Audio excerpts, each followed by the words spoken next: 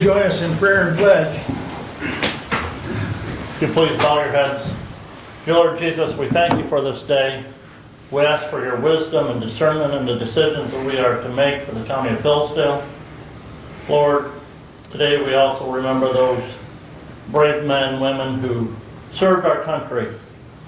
As we just celebrated Veterans Day, we thank you for their willingness to say, "Here am I, send me." We know that many of them gave some or part of their body or their mind and spirit for the service of this country, and we just pray a special blessing upon each and every one of them. We ask these things in your name. Amen. Amen. I pledge allegiance to the flag of the United States of America and to the republic for which it stands, one nation, under God, indivisible, with liberty and justice for all.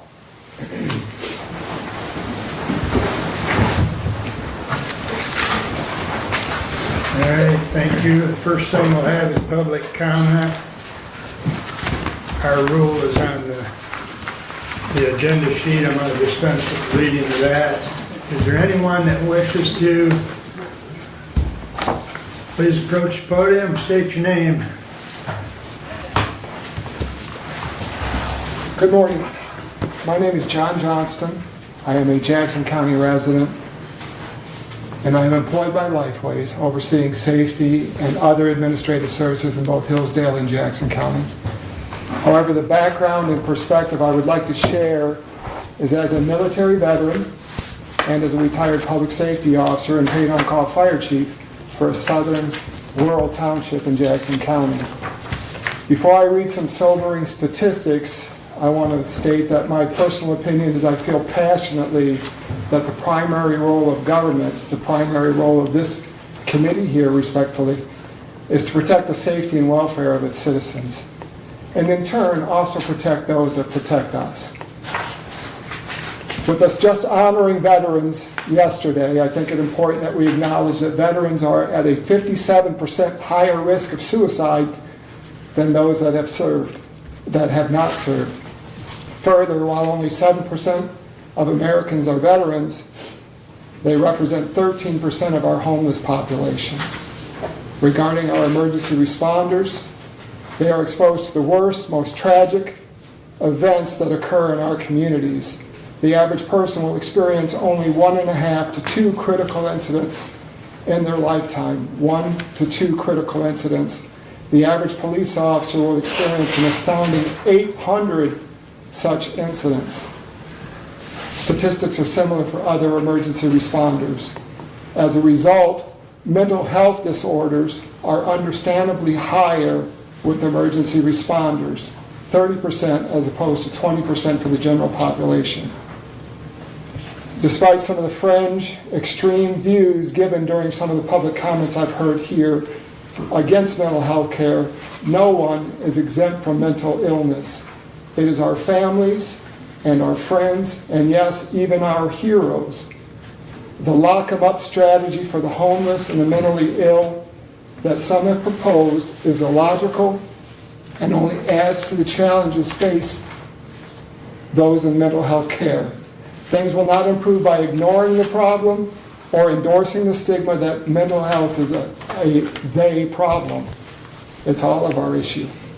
Let it be clear, Lifeways and its network partners are Hillsdale County government's response to mental health needs of its residents. Studies show that expanding access to mental health services is an essential component towards addressing mental health concerns. Hillsdale County government and Lifeways share in that obligation. Again, our primary responsibility as a governmental agency, we are a governmental agency as well, is to protect the welfare and the safety of our community. Lifeways has for decades honored every financial obligation in both Hillsdale and Jackson counties without exception. Lifeways would be fully responsible for repaying this bond. By supporting a bond on behalf of Lifeways, Hillsdale County government would simply be allowing Lifeways to save millions of dollars in interest.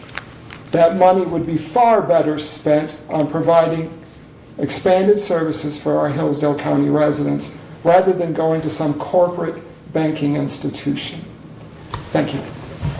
Thank you, Don. Anyone else wish to address the board at this time? Good morning. Your name, please. My name is Michael Thompson. I'm currently the Chief Executive Officer and the President of Segway Incorporated. We're a mental health agency. We work within the Lifeways network. We have an office at 3200 West Carlton, and we have been in Hillsdale County for approximately 20 years providing services. I have worked for Segway for approximately 20 years, the last 4 years as the CEO. Prior to that, I worked for 15 years for Lifeways. I started my professional career here in Hillsdale. My first assignment was at the day program in a facility that used to be on Hillsdale Road just south of the hospital, and have worked within this community ever since then. Certainly there's an ongoing need for mental health services. The need continues to rise and continues to go up. As you all know, Lifeways has a need to find another facility to meet those needs, and so they are embarking upon that project to do that. Part of that project will result in an expanded capacity for crisis services due to a number of financing mechanisms that have been recently approved in the state of Michigan, and due to a number of changes to the rules and to the opportunities to provide those crisis services. And this facility will help to support all of those changes, as well as just continue to work towards reducing healthcare costs. The crisis services will have a particular impact on the ability to reduce the demand that exists within the emergency department at Hillsdale Hospital. This project will align with current county public health goals and it'll improve quality of life for the residents of Hillsdale County. Lifeways has proven a commitment to accountability to the use of public funds. They have done it from the time that I was there through now and through under the leadership of Mary Beth and her board and her administrative people. They have a track record of providing effective and good high-quality mental health services, both within what they do directly as well as within their provider network throughout Hillsdale County. They've carefully designed a plan that would minimize the amount of public taxpayer dollars that will be required to support this project. And so I am up here testifying and asking for your support in approving this bond measure for today. It'll have an impact for all of the residents of Hillsdale County who are mentally ill, and for those who care about them and love them and support them. Thank you very much. Thank you. Anyone else wish to address the board at this time? There will be a public comment later. Good morning, Bob. Good morning, young man. How are you this morning? Good. Yourself? Good, thank you. So I'm going to first off say, good, great Republicans. Let's keep going. I mean, this changed the attitude of this country. Thank goodness we got something. I guess I'm a little bit bewildered. You got this opioid committee. You know, you're going to have this resolution this morning. I did hear what you had last time when you guys spoke to open up as a committee, and frankly, I don't see us having to have these various committees, more committees. We do have Lifeways that has administered. We just had that gentleman just speak about some of the actions they have. We've got someone that can be endorsed in that direction versus having to make a new committee, and then you're going to get a new committee and another committee. I mean, you know, it's just washing our money out for that. And I want to say, you know, there's already committed judges that have a lot of ways, I should say, to administer it. I would suggest that they be the frontline person to draw the line. I know you guys are in control of this opioid money, but I think that they know how to administer it best. And that would be a good, you know, starting point. And to be observant of what Stuyvesant as well as Judge Lindsay has got, I think it's the most promotable direction that we can go in. The other is, since I was busted into roughly 2 weeks ago. And I'll be asking for a FOIA from you, Abe, of the 17th of this month that I was busted into, and I had 4 state troopers show up, and I can't even get a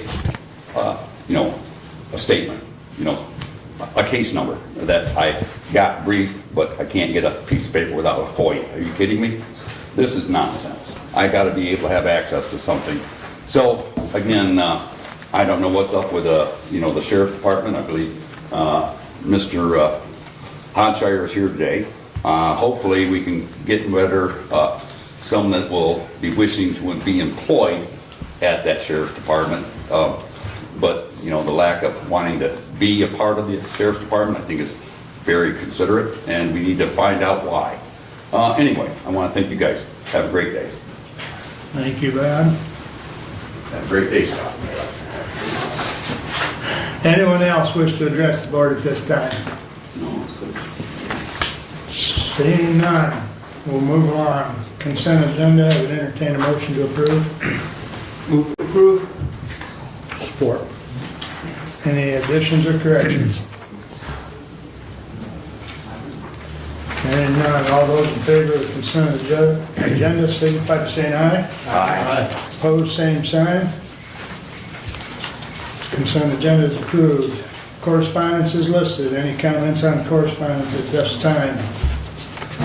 Go ahead, Steve. I do have a comment about it, and if you look to the Hillsdale County Traffic Summit, scheduled for, let's see here, October, well, it was scheduled for October 29th, but I'm bringing it to your attention, the state looks, MDOT is putting in almost $20 million into the county for projects they have listed on this site here that they put out. So I just thought I'd bring that to the attention of the public, that MDOT is putting in a lot of money into the roads in the county this year. That's all I have. I did attend the traffic summit. I'll have an That's a update in 5-year my plan, report. not just 1 year. Okay. Oh, okay, yeah, that's right, it is a 5-year, that is a 5-year plan.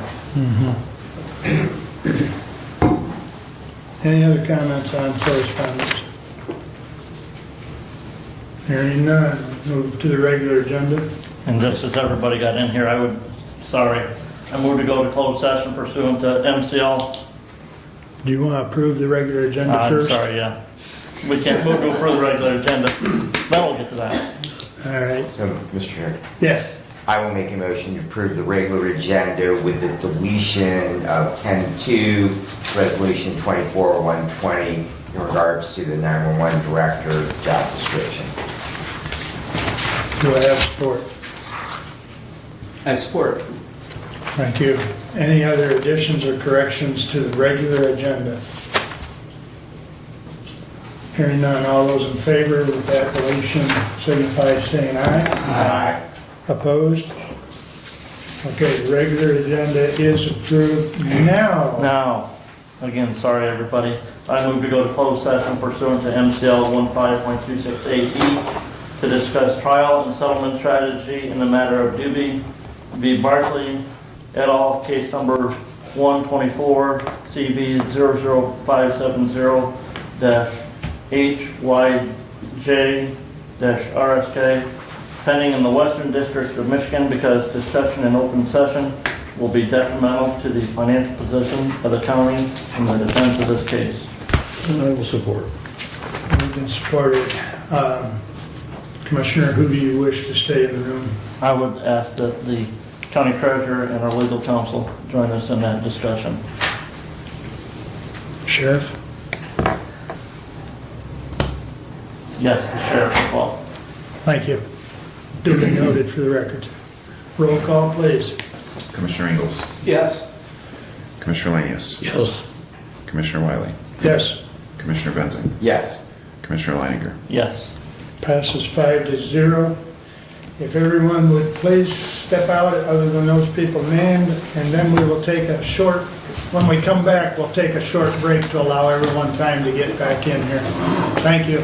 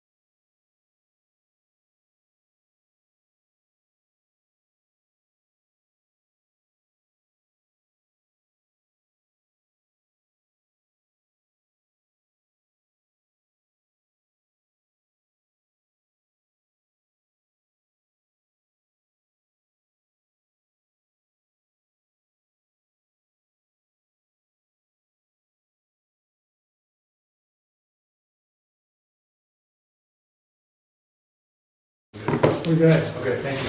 Thank you, sir. We are back. Thanks, sir. We are back. Yeah. Get rid of that thing. Okay. I would, Makes noise. I Go would ahead. move to accept the council's recommendation in the matter of Doobie v. Barkley et al. I'll support that.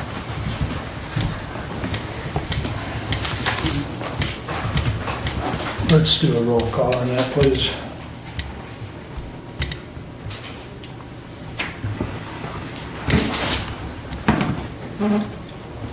Commissioner Lanius. Yes. Commissioner Wiley. Yes. Commissioner Benzing. Yes. Commissioner Leininger. Yes. Commissioner Ingles. Yes. Okay, passes 5-0. Don't forget about the minutes. Yes. I would move to approve the minutes of the closed session as were read prior to returning to open session. I'll support. Who supported? I Thank you. We'll just do this one by an A. All in favor, signify by saying aye. Aye. Opposed? Motion's passed. All right, Maggie. Let's get going. Good morning. Good morning. Sorry for the delay. That's okay. I'll have to call Jimmy John's for lunch. You're welcome. Thank you, Maggie. Good morning, and thank you for having me, Maggie Monroe, Executive Director at the Hillsdale County Senior Services Center. So I want to share some new community collaborations, connections, outreach, and networking that the center has been fortunate enough to participate in, with the newest being the digital literacy initiative that we are partnering with the National Council on Aging and AT&T. We are very excited to announce this opportunity in that we were one of 50 senior centers chosen nationally to provide hands-on learning experiences in a supportive environment for older adults. We've also tried some new partnerships with local nonprofits such as the Sauk Theater, and had our Drop Dead Disco Murder Mystery here recently, which was fantastic and a sold-out show. Thank you, Commissioner Ingles, for your participation. We also continue the Phoenix Mobility Wallet. In August, the center was awarded a wallet which supports our efforts in coordinating and securing transportation for those in need. As an approved community referring agency, we have an access to Phoenix Mobility Rising transportation bookings for community members, ensuring they have access to essential services and opportunities. In addition to partnering with the Key Opportunities students, we also welcomed intermediate school district students and are working with the Hillsdale Area Career Center to pilot our digital literacy program. As far as upcoming and current events, with new opportunities for the community, with one being a dementia-friendly movie day that we are going to offer once a month. We have extended Euchre to twice a day, and we have a community-led Bible study. I won't go into extensive detail about all of the facility improvements that we've made to the center, because you have those reports before you. But most notably, we have made some significant improvements, which include our congregate tables and chairs, and investing in our Meals on Wheels department, which continues to be our largest service. We're currently delivering around 280 meals a day. And updates that we have made to the nutrition department include a Vulcan double convection oven, a 4-burner flat top stove, a dry steam table, and a new Oliver packaging machine. I've stood before you many times and shared statistics on older adults and how they are outnumbering youth, and the statistics based on in 2034, they will outnumber youth for the first time in U.S. history. We are already starting to see some of the effects of the rising population in our community, as evidenced by providing 6,047 additional meals in fiscal year '23.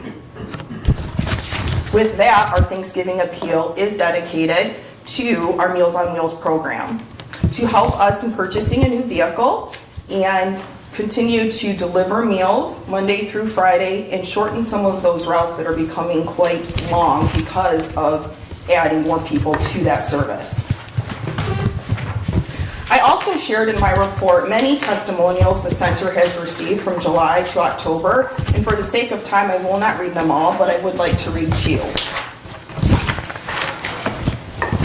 One is, "Thank you so much for your help. What wonderful services to seniors and disabled people. I look forward to each warm meal. When I first got home from the hospital, having someone come in and clean was wonderful because I couldn't do it. Thank you for all your services. I moved to Michigan from Florida. I wanted to live in Hillsdale County because of your senior center. I never thought that you would help me in these ways. Thank you again." Another one is from a congregant member, Betty Beisel, and hers says, "I saw this saying in a catalog. A friend is someone who reaches out for your hand and touches your heart. That is what the senior center did for me. When I walk in, whoever is at the desk gets up and welcomes me. When they had the old chairs, because I had to become shorter with old age, they would get a pillow and put it on the chair, and then they would give me a cup of coffee. My niece, who was with me one day, said, 'They treat you like a queen.' Everyone is so kind, not just inside these four walls, but in the parking lot too. One day it was raining and I had trouble with my windshield wipers. I told Mr. Spar and he came right out and fixed it for me. Another time he fixed my cane. All you need to do is ask and everyone is willing to help. I have no family in Hillsdale. The senior center is my family. I know I can depend on them if I ever need anything. Like they say in Texas, y'all come in." That's all I have. If there are any questions, I'd be happy to answer them. Maggie, when you talked about older adults outnumbering the rest of the population, so what age are they using now for, you know, older? 60 and older. 60 and older, okay. Yep. And yes, you are too. Thanks. No trick. I'm not. I think he's the only one among us that's not. And just We do outnumbering, Steve. And just a friendly reminder that we do have our Thanksgiving dinner coming up on the 27th at noon.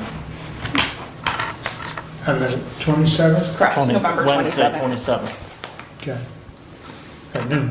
At noon. All right, any questions? Go ahead, Dennis. So Maggie, you went through your golden leaves, and it's evident the services and information is terrific. And also, by looking at the advertisers, the support from the community. So, congratulations. Thank you. Thank you. I'm glad that you brought that up. We are deeply grateful for the community members that support us, our donors, our sponsors, and to experience humanity on a daily basis is really truly a gift. It's something that is not taken for granted and is treasured. And it is really the driving force to continue to do what we do. So thank you, and we are deeply grateful for the support.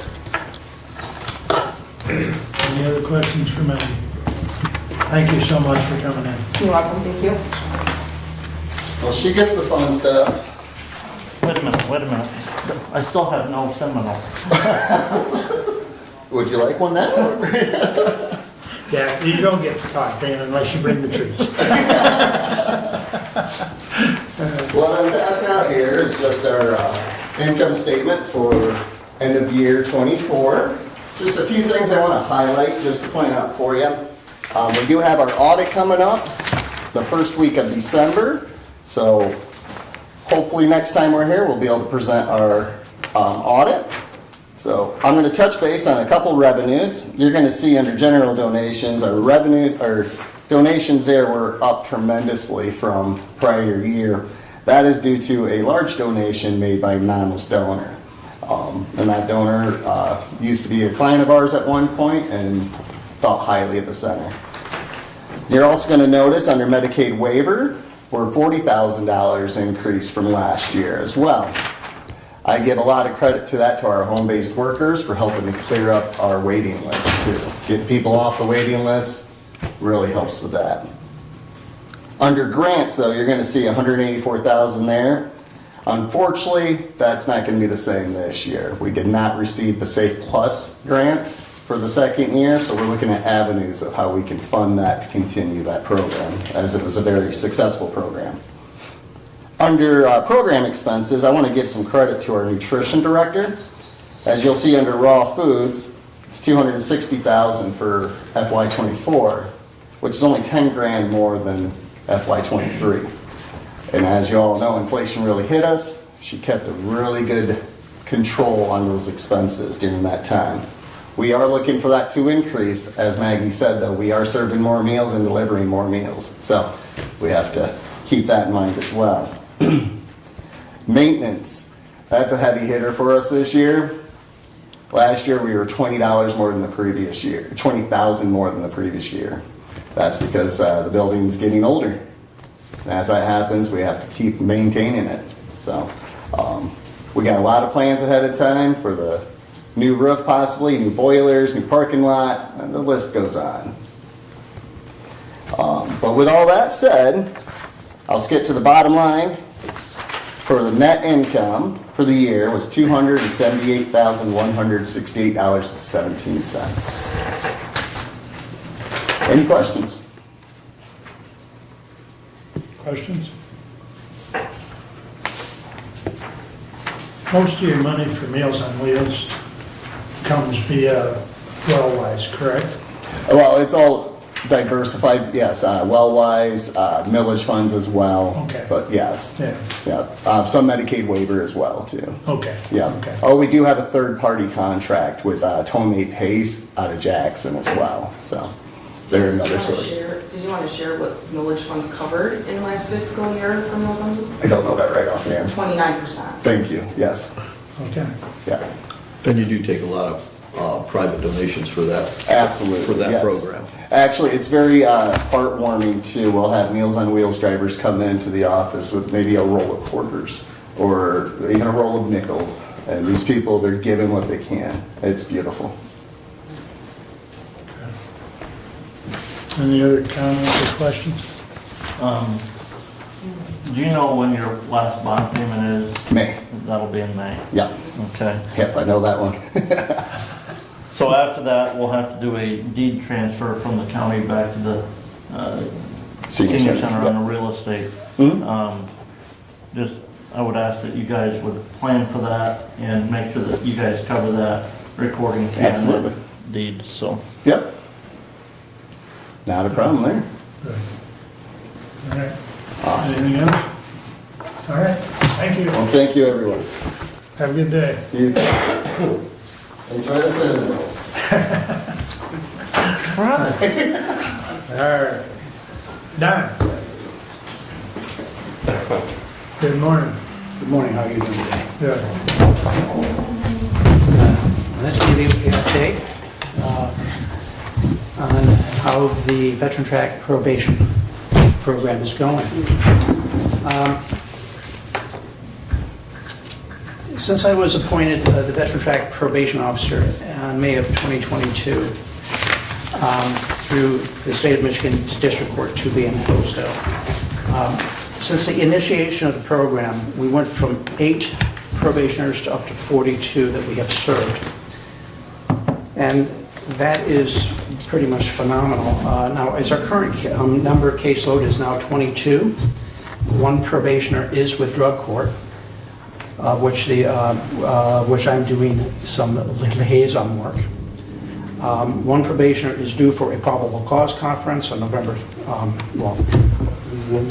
later this date in November with circuit court. So he may be potentially bound over to us, so he would become essentially under my caseload. If we basically talk about the success of the program,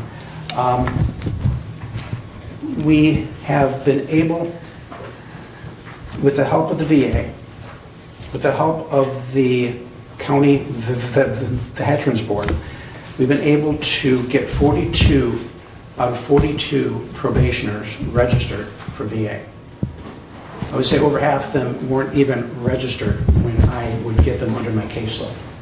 That's fairly tragic because it's usually because of a lack of communication. And many of these veterans never knew that they could get such services from the VA.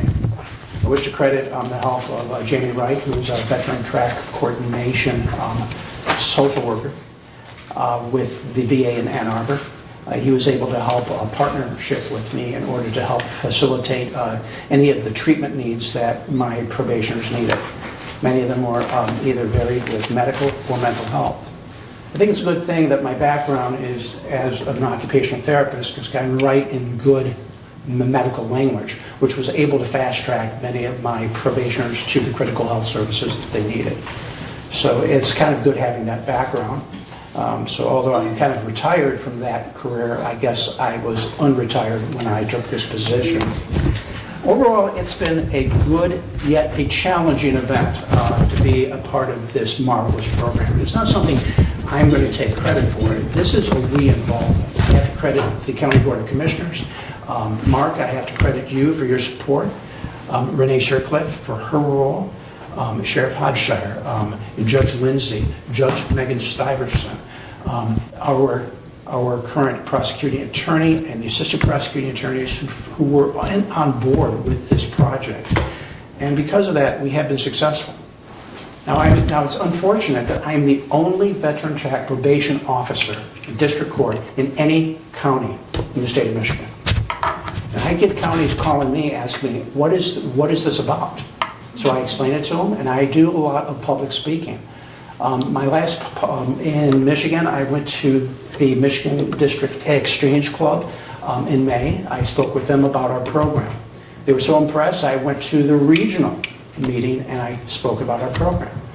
And I'll be speaking in Branch County tomorrow morning in order to talk about what we're doing. This is a phenomenal program because our veterans who do fall through the cracks, when they fall through the cracks, they tend to fall pretty damn hard. And it's up to me not to give them an excuse, but to give them an opportunity to regain that military ethos that they somehow lost. You know, it's also amazing that some of them have really went on to extremely successful careers. One is a hospital administrator. One went on to go into executive retail management. These are individuals that have re-garnished the reason why they took that initial oath of office. I think this is very, very timely that I'm speaking about this during the Veterans Day week. Because oftentimes, if you think about veterans, we talk about diversity, equity, inclusion. But one thing I like about, for example, the University of Michigan, they have included veterans a part of that. Because if you think about it, when you sign on the dotted line, you automatically make yourself a marginalized citizen. Think about it. You are told when to wake up, when to go to bed. You cannot protest. Even as a retired Army officer under Article 99, I cannot say anything disparaging against the President of the United States, or they can reactivate me and court-martial me. See, that's freedom that veterans have sworn to protect, sometimes at their expense. And we consider that less than 1% currently wear the uniform today on active duty, and 7% of our citizens are veterans.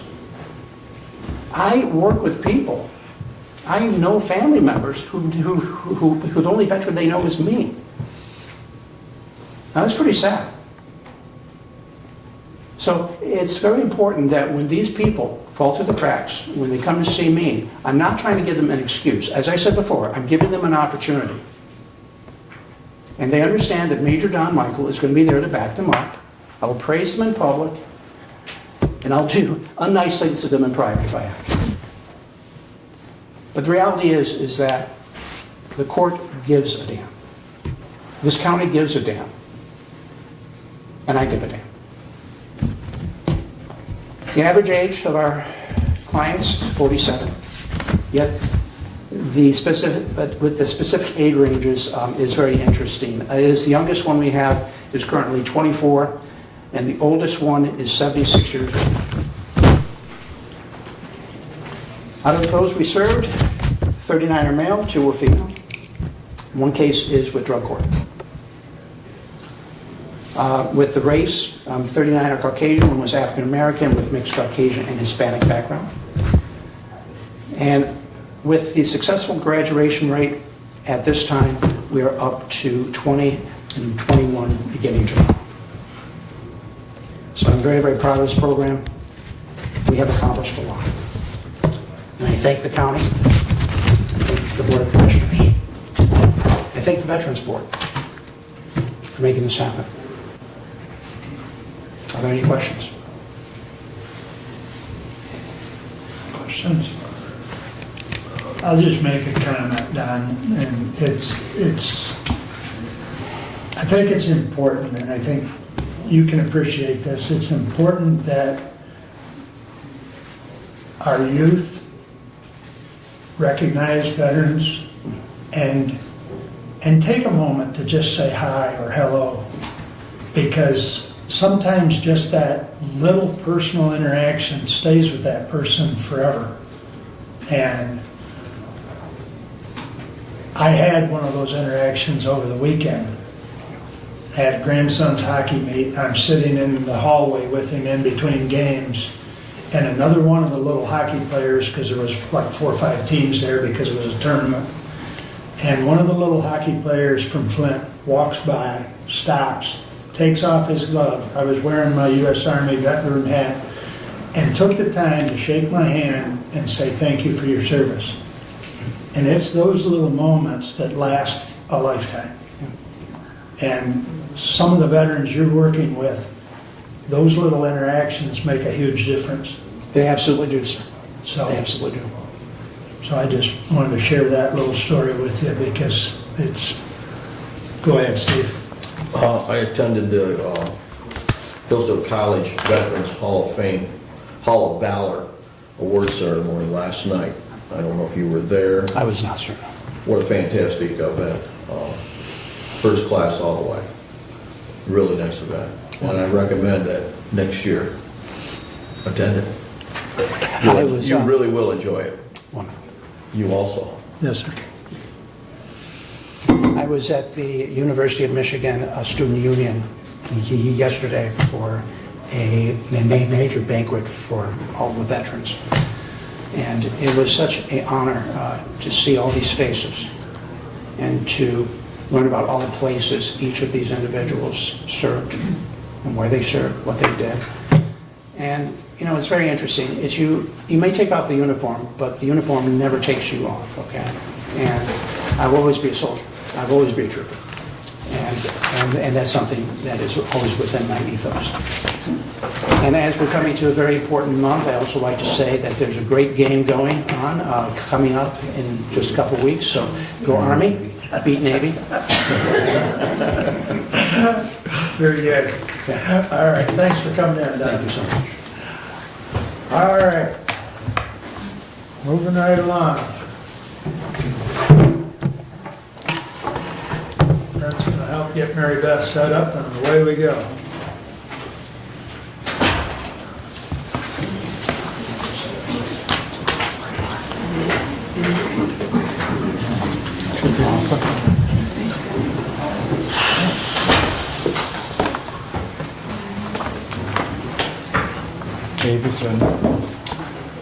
I gave up on following the instructions a few minutes ago, So we'll just have the one there. I think the commissioners can open that up on their devices. So, Should be included in your packet. yes, it is. Yeah, all right. I didn't print it, there was like 40-some pages. All right, go ahead, Mary Beth. All right, so good morning, Commissioners. Appreciate the opportunity for me to be able to come and speak with you today to share some information about our request for support from the county relative to a bond on our behalf. I also would like to introduce, and he'll be speaking when we get to some of the sections covering the finance component, is Rich Carpenter, who is the Executive Director of Finance for Lifeways. But today's presentation, I'm going to cover the background about who Lifeways, who we are, what it is that we provide for our community here in Hillsdale, talk about some of the transformative changes that have occurred for Lifeways over the last several years, 15 years. Also talk about why is a building needed at this time. Share with the county commissioners what we have done as an organization around due diligence, and share about the financing options that we evaluated as potentials for the building need, and then do the formal request relative to a bond, support for a bond. So a little bit about Lifeways. Lifeways, it is important to note that we've been around since 1966. For 58 years, we have partnered with Hillsdale and Jackson counties around the delivery of behavioral health services. It's a long-standing partnership that we've had here with all of you for a long time, 58 years. And we provide services for individuals in Hillsdale and Jackson County for those with mental illness, those with serious emotional disturbance, those with intellectual developmental disabilities, and substance use disorders. Who we serve? Typically, we serve, all those who come to our door. We are now a certified community behavioral health clinic, and I'll go over that in a little bit more detail about what that means for this community and why it's so important that a new building is needed. But we do provide those services in such a way that we focus on recovery, wellness, being trauma-informed, and really looking at the importance of physical and behavioral health care integration. In fiscal year 2023, we did serve. This is where we were winding down the public health emergency.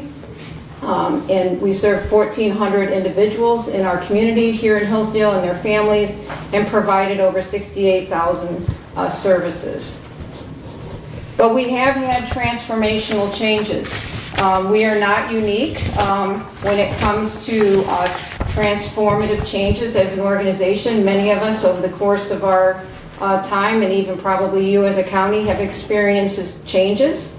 And those things that drive changes can be related to legislative changes that occur at a statewide or a federal level. Could be state policy changes that drive a direction that we may go in, and it can also be based on the needs of the community.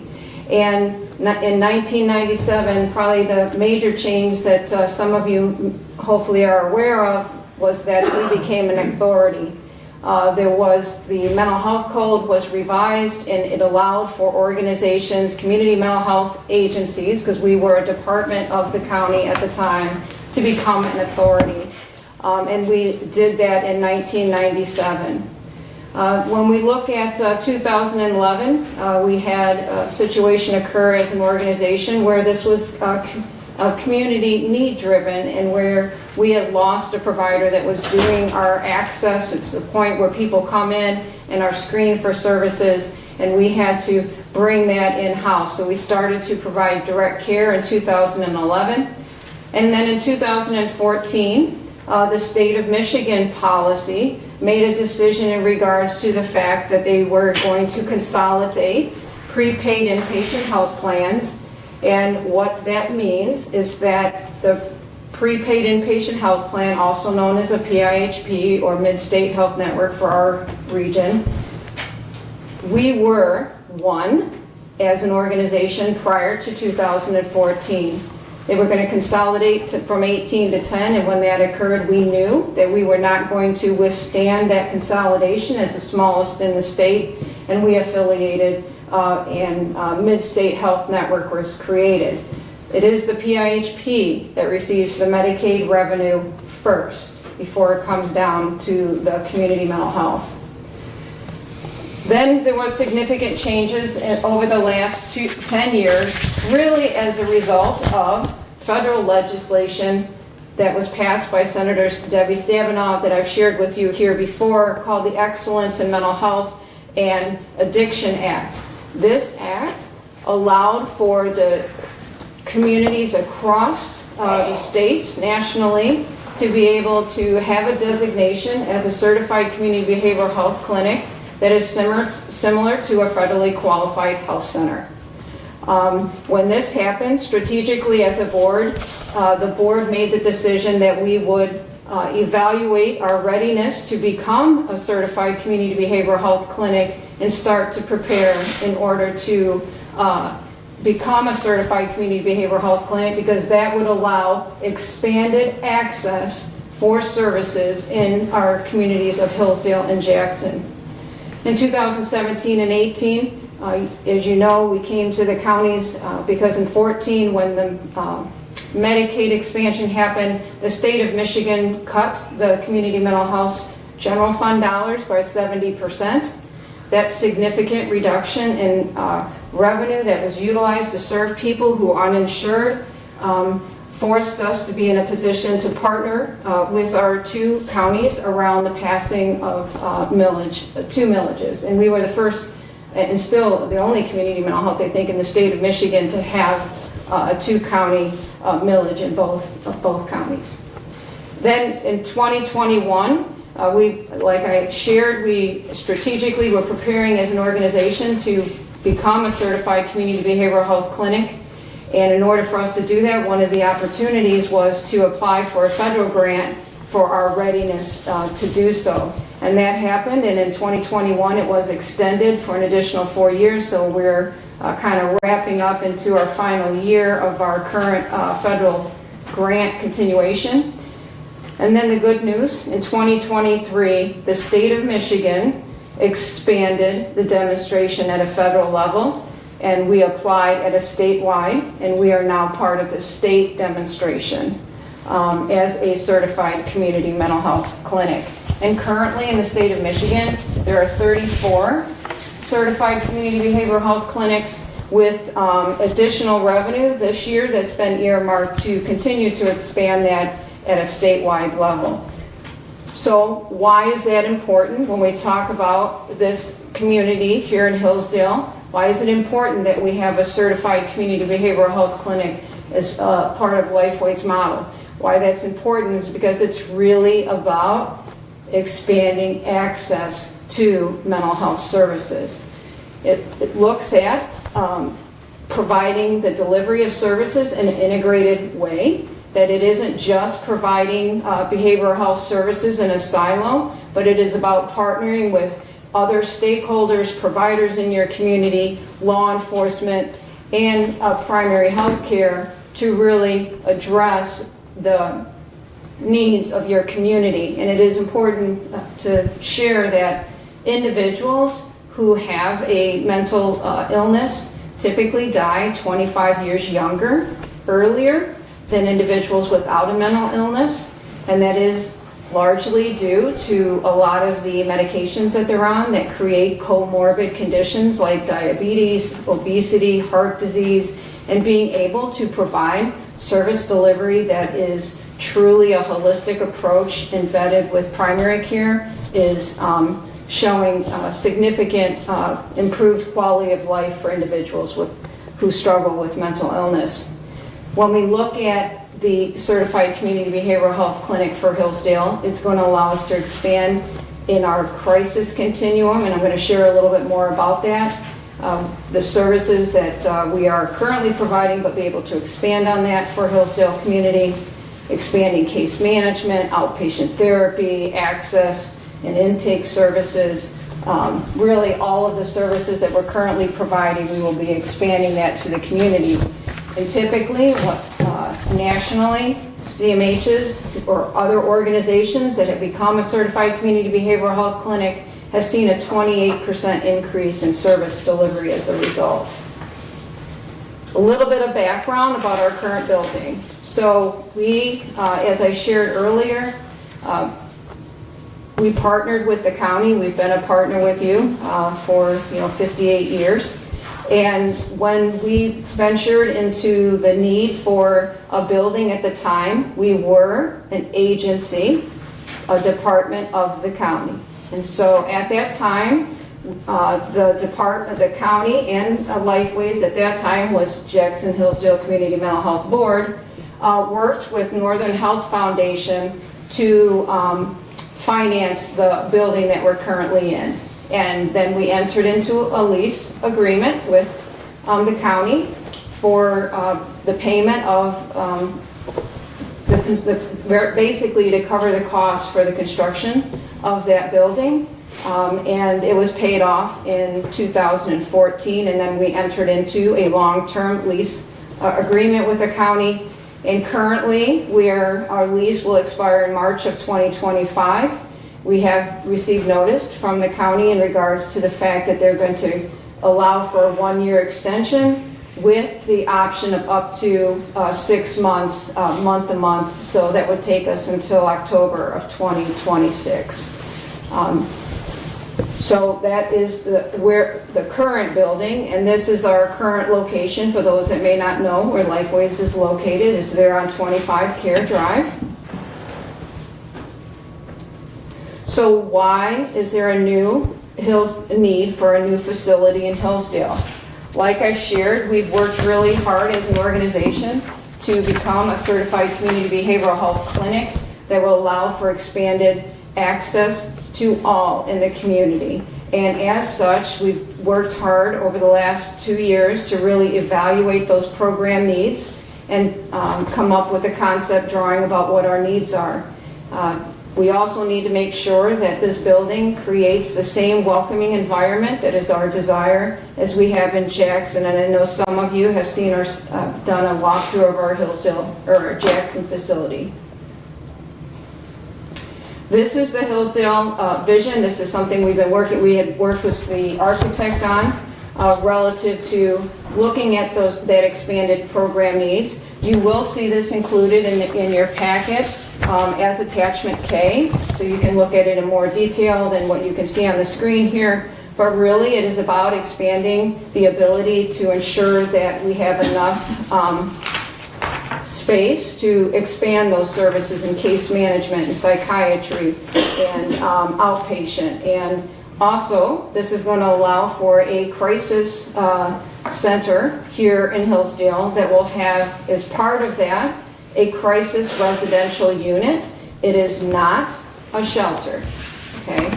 I've heard some indicate that we're building a shelter. We're not building a shelter. A crisis residential unit is an alternative for individuals for then going inpatient or for some being in the jail. And it allows for individuals to stay up to 14 days. It is a treatment center, so there are services that are provided. There's a continuum of therapy, nursing, psychiatry that's provided for individuals to stabilize. And then the other important thing with the drawing relative to the vision of our Hillsdale facility is to be able to have that integrated care partnering with Hillsdale County around primary care. Now, what I want individuals to hear that this is not a primary care center that is going to be taking from already primary care that's occurring in the community. It's really about providing primary care for those who we serve, because we know that they are individuals that struggle with being able to connect with primary care services, and this would allow a team approach for those that have very high chronic physical health care as well as mental health needs. So I wanted to point that out. We also will have a multi-purpose room that will be available not just for Lifeways use, for training for the communities, but it is also something that will be available for the community as well to utilize.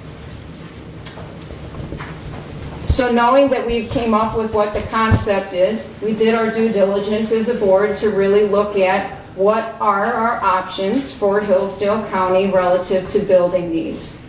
We looked at 3 options. We looked at leasing and remodel, and we did evaluate 5 options, including the current option of where we are at 25 Care Drive.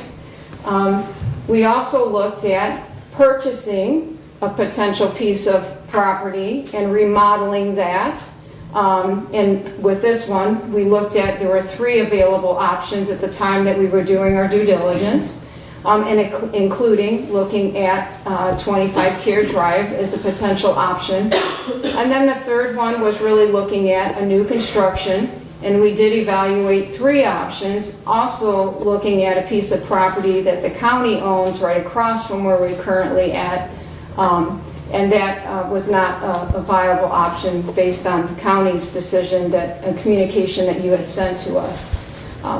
We evaluated all 3 options, and after doing our due diligence, really felt as a board that the best option, without trying to fit a square into a circle or circle into a square, that's saying really the best option was a new construction that would allow us to design the spaces what's truly needed for the community. So then we were fortunate enough to learn of a piece of property, not one of the ones that I just shared on the prior slide, of a piece of property that's currently owned by a nonprofit in the community. So it is a piece of property that's not currently on the tax rolls. It is on the corner of Beck and Industrial, and we've been working with our architect around the submission, and we submitted a site plan to the city in October, and it was approved. We are now in the process of completing our due diligence around that piece of property. The anticipated time frame for construction is around 2 years. The other thing that I wanted to share, and I'm not going to go over all of this in detail, you don't need me to read all this to you, it is available to you, but you do need to know that we have worked with both the architect, and this is based on current costs for square feet, as to what the anticipated cost for this project would be, including the site work that would be needed, as well as the purchase and acquisition of the property. Comes to about $15.5 million. Now, the other thing that I wanted to share is relative to looking at financing options. So as an organization, we evaluated what are the potential ways that we can finance this project. We do have the potential opportunity to work with our county around a bond, and that is obviously why I'm here today. And these are interest rates at the time that we started evaluating as a finance board, my finance committee of my board, the rates at that time. The other thing that we also did was request for quotes for a commercial construction loan. We did seek rates and quotes from both County National Bank locally, as well as Southern Michigan Bank and Trust.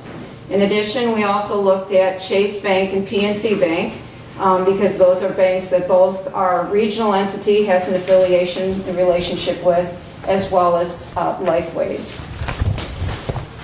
Last note before I move on to the next slide is I do want to share, and I've shared with you before, that part of our efforts to mitigate the costs associated with this project overall is to apply for appropriations, and we did apply for the Senate and we applied through the House for appropriations for fiscal year 25.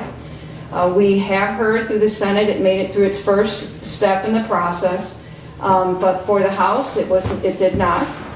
However, we have an opportunity to resubmit here in December, and Lifeways absolutely intends on resubmitting a request through the House for fiscal year 25 appropriations. Now I'm going to turn it over to Rich to kind of share, and it's included in your packet, attachments F, G, and H is what you'll want to reference as we discuss the financing projections relative to the project. So I'll Rich. Good morning. As you see on the slide, we have 3 different options that we've evaluated in terms of the financing options for the new construction of the Hillsdale location. Option number 1 was a commercial loan at 7% and 20% down. That 20% down is a worst case scenario. So depending on which bank we select, we could potentially do a 10% down or a 20% down. We would have to negotiate that in the construction process. We did plan on 20% down because we wanted to show in this projection what the interest would be at kind of the best case scenario. So how much interest would we end up spending in that scenario. And then we explored two different bonding options. As you'll see, both bonding options are at an estimated 4.25% interest rate. So just the differential there of 2.75% creates quite a difference in the interest expense over the life of the bond. We did do two different options when we presented to our finance committee, one at 0% down and one at 20% down. To do two things. Number one, we wanted to show a similar cash flow impact if we did 20% down in line with the commercial loan. We also wanted to see what the cash flow benefit would be if we were able to secure a 0% down option, which we know was only available if we bond versus if we do a commercial loan. In your packets, attachment F, just to explain it at a high level, is showing what our principal and interest would look like and some of the other related expenses that would come along with the new construction. So our building depreciation, some of our other adjustments to depreciation, and then our anticipated additional utility and maintenance expenses for it being in a larger facility, although a newer build, but a larger facility. This gives us a sense of what does our budget need to be able to handle over the next 20 years. And we use a 20-year life for the building because of how we're allowed to reclaim that depreciation through our contracts with the federal government and with the state government. So we've outlined that in attachment F. Attachment G, and again, we have three different examples of each of these scenarios. So we did do side-by-side comparisons. In attachment G, we have the cash flow comparison. So under both the commercial 20% down and the bond 20% down, there would be about a $3 million outlay of cash on Lifeway's behalf. And then as that depreciation occurs and that reimbursement is received, we would rebuild our cash reserves. We do believe that in any of the three scenarios, we would be able to handle that $3 million out of our fund balance without having a negative impact to our operations. So I do feel comfortable that we're going to be able to do that. And then finally, in attachment H, we did do a 20-year projection as it relates to revenue and expenses. I just want to point out that that attachment H is all of Lifeway's operations, not just the Hillsdale location. And so it does take into consideration all of our options. And again, as you, I'm sure, are aware, as we get further and further out in projections, the more uncertainty, of course, there is on where will revenue be, where will expenses go. So what I'd like to talk about in that projection is really a couple of key pieces. Number one, as Mary Beth mentioned, the Certified Community Behavioral Health Clinic is an important aspect of that, and having a larger facility will allow for more services. We've made some assumptions at the bottom of that attachment H of how many services we would plan on providing per year. And you kind of see over the 5-year projection there that we would get up to approximately 55,500 services, 7,429 what we call mild to moderate days, and then 48,071 what we call severe mental illness days of service provided, and that's for the entire year. The reason that we show those separately is because the reimbursement rate from the state, or the supplemental revenue that we receive from the state, is different depending on that severity. And so we've made some, we've attached the rate per day to come up with the total supplemental revenue that we're then building into the projection up above. So over time, we're expecting to receive as much as an additional $14.6 million of additional CCBHC revenue. As Mary Beth mentioned, right, that CCBHC funding is additional federal and state dollars that we're able to then invest in the community. So to summarize kind of our financial analysis is that the best case scenario from a budgetary perspective would be the bond option at 20% down with interest of only about $6 million. So that would save us over the life of the financing over $4 million in interest. The second best option, or the best option from a cash flow perspective, would be the 0% bond, which would give us a little bit more flexibility from a cash flow perspective, about $3 million of cash it would free up, and it would still save us about $3 million in interest over the life of the financing. And as a finance individual, My preference and the preference for the organization, of course, is to commit to the least amount of expenses today to provide the most flexibility in how we manage our budget in the future. So our request for the bonding option, if you're willing to consider. So, thank you.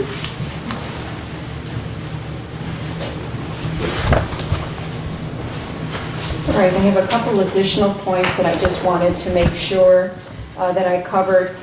It is important to note that Lifeways will be responsible for repaying the bond in full. This is not a bond that would be pursuing a millage and increase the burden on the community at all.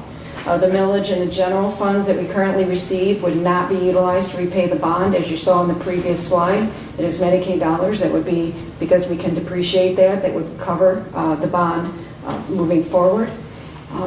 We also, and included in your packet on attachment J, you will see a draft lease agreement, an example of what agreement we would enter into between Hillsdale County and Lifeways relative to outlining what the obligations are for both parties, with the expected requirement that once the bond was paid off, that the deed would then transfer to Lifeways, but that the county would hold that deed until the bond was paid off. The other thing that I wanted to mention that you will see on attachment I in your packet is the current bonds that Lifeways has with Jackson County. It should be noted that the very first bond on that document is coming off in July of 2026, and that was for the purchase of our building in Hillsdale, or Jackson, I'm sorry.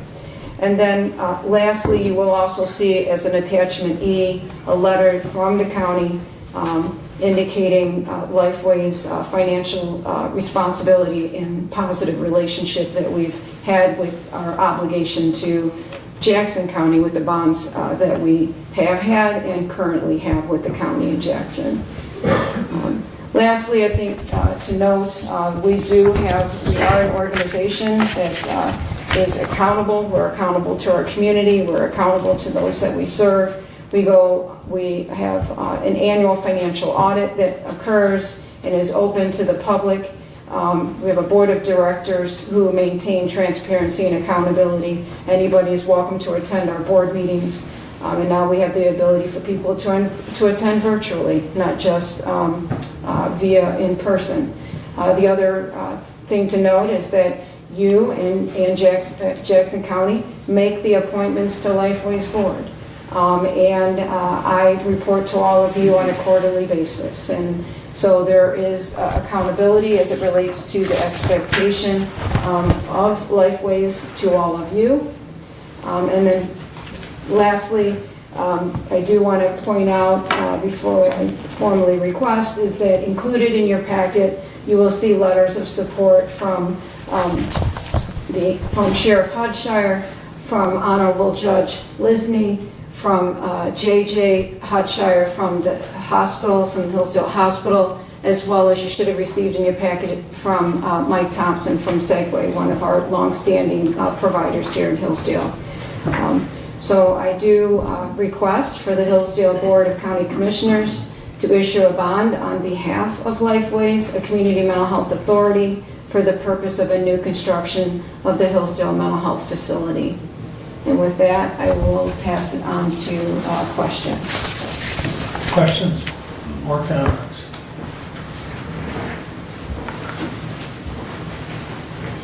Go ahead, Dan. On page 35, I think it is, of the packet, we have revenues and expense projections. In your expense projection, which line item has the repayment listed? So that's a great question. So as a mental health authority, we run under the full accrual basis of accounting. So in a typical governmental fund, debt service or the repayment of the bond is considered a line item, but in our budget, that sits on the balance sheet. So the expense or the budget is actually for the depreciation. So within these expenses, the facility expenses line item includes the depreciation for the building. and then we would use that to pay off the bond. Thank you. Thank you. Any other questions? Brent? Questions? Steve? Brad?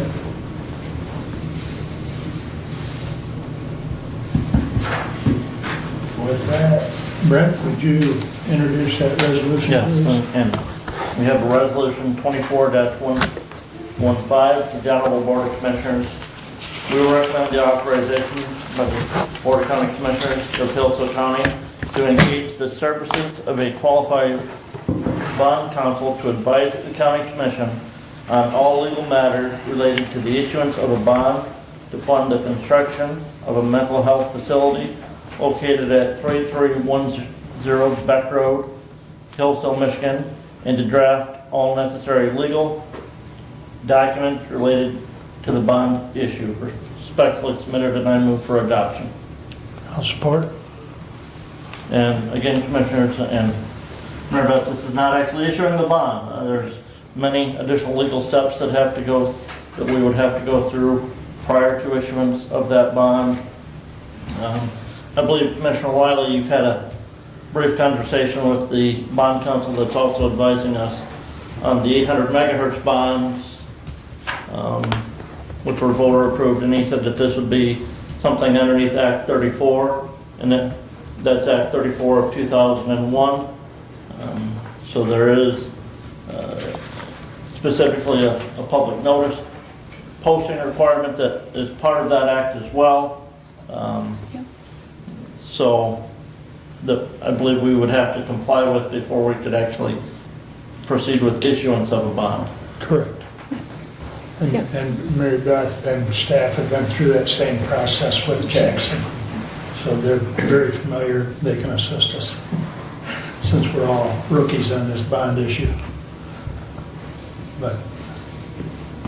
And we can do these simultaneously. I know I've sent that email to several of you, I think all of you actually, and we've got plenty of room within our ability to do one. It's not going to impede our work with the 800 project at all. We can do both bond issues if we choose to simultaneously. So I would just say, and again, I have no idea the timeline that it's going to take. I know that there's a 45-day posting requirement. I don't know. I would hope that we could have the 800 megahertz bonds done before we may have to meet some of the timeline requirements of this. So right. So some of it may not be done simultaneously, but I guess my point is it can be done simultaneously. But is there further discussion or questions? Resolution on the floor. Doug? Commissioners? Okay, I have a couple things. Looking at some of the numbers, the revenues over the years 2023 to 2049, the revenue projection is $4,440,627,185, if I add it correctly across the column. The expenditures over that same period of time is $4,201,264,499. Again, if I add it correctly across the columns, which provided a net income for years 2023 through 2049. The projection is $19,362,684 positive. I find those numbers to be very interesting. The overlap as percentage of budget between a commercial loan and 20% down bond, that is an overlap when you look at the percentage as a percentage of budget. And then with the commercial loan, cash flow positive, if I read the chart right, is cash flow positive at year 2. correct? Yes, at 0% now, cash flow positive resolution, correct. Thank you. Those are the comments. Okay. Any other comments? And again, just a reminder, this is not actually issuing of the bond, this is taking that next step down the road. Getting that legal advice, making sure that we would comply with all the statutes and the requirements of posting that we would have to do before we would issue. At whose expense? Lifeways. The resolution does not deal with that. Correct. But Why to Doug's question, Lifeways Board and the Finance Committee has discussed picking up those costs. So I think the message there is there will be no cost to the county.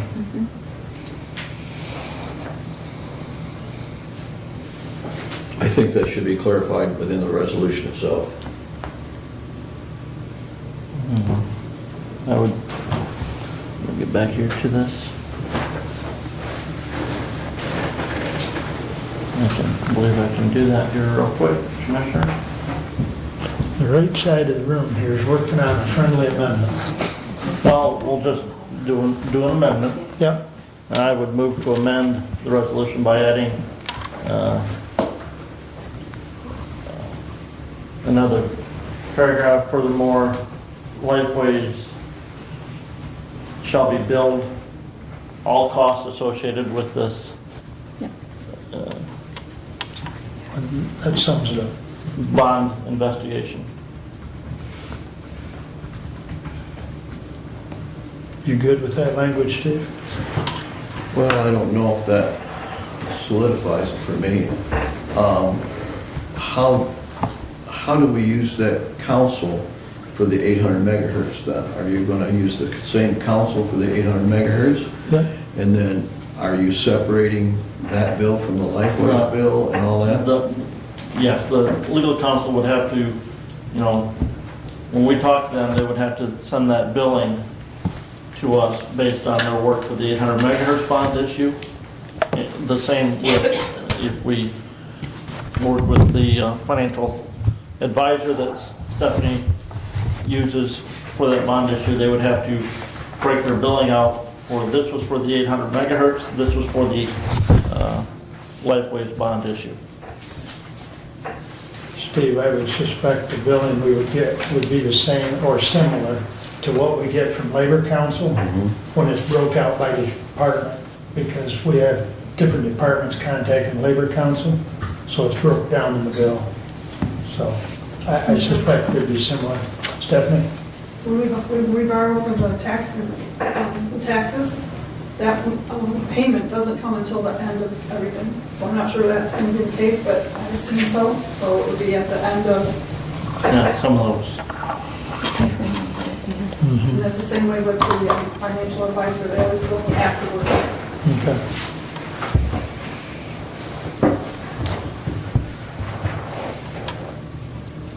You good with that language, Steve, or are you thinking of something different? I'm still thinking. Well, there's no second to that motion to amend, so. Well, that's because he's still thinking about it. We are. We're running out of time here unless you're buying lunch. Would it be helpful if I read what I have for that? Just to make sure it's... Yep, give it a shot. Motion to amend Resolution 24-115 by adding a second paragraph as follows. Furthermore, Lifeways shall be billed all costs associated with the bonding investigation.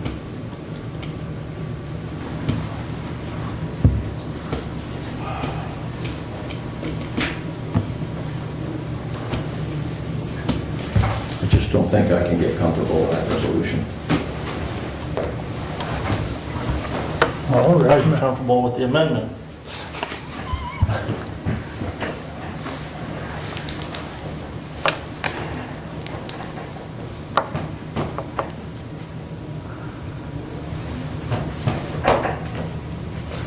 You thinking a different language for the amendment, or No, what? I just don't think I can support the resolution. Well, I'll support the amendment, just so we can keep moving here. That's fine. Okay. Discussion on the amendment. We'll do a roll call, please, on the amendment. Commissioner Wiley, Yes. Commissioner Benzing, Yes. Commissioner Leininger, Yes.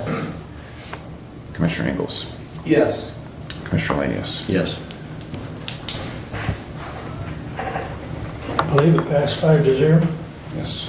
Okay, that was the amendment of adding the language that Lifeways is responsible for all costs of the bonding.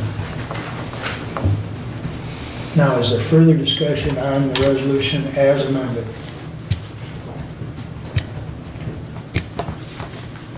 Hearing none, we'll vote on the resolution.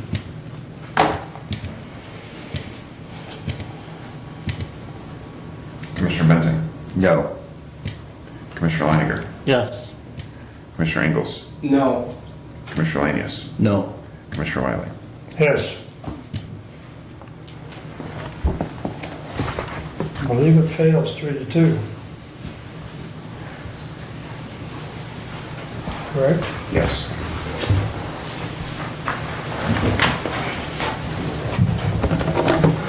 All right.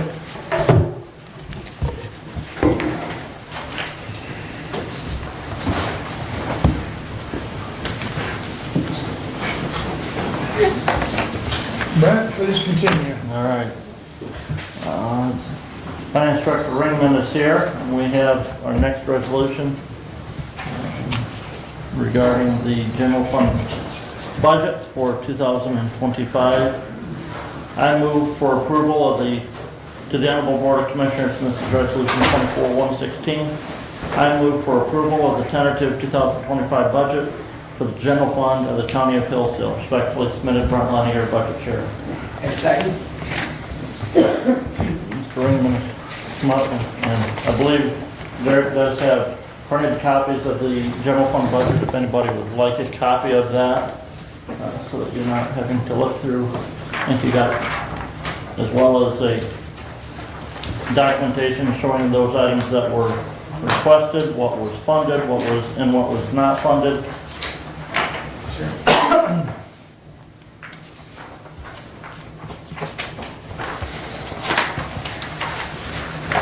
Thank you.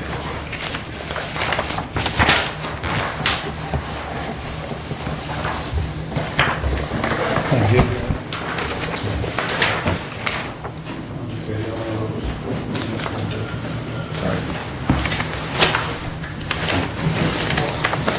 You will all know that this is a balanced budget. Projected revenue of $15,675,662. Projected expenses are the same, $15,675,662.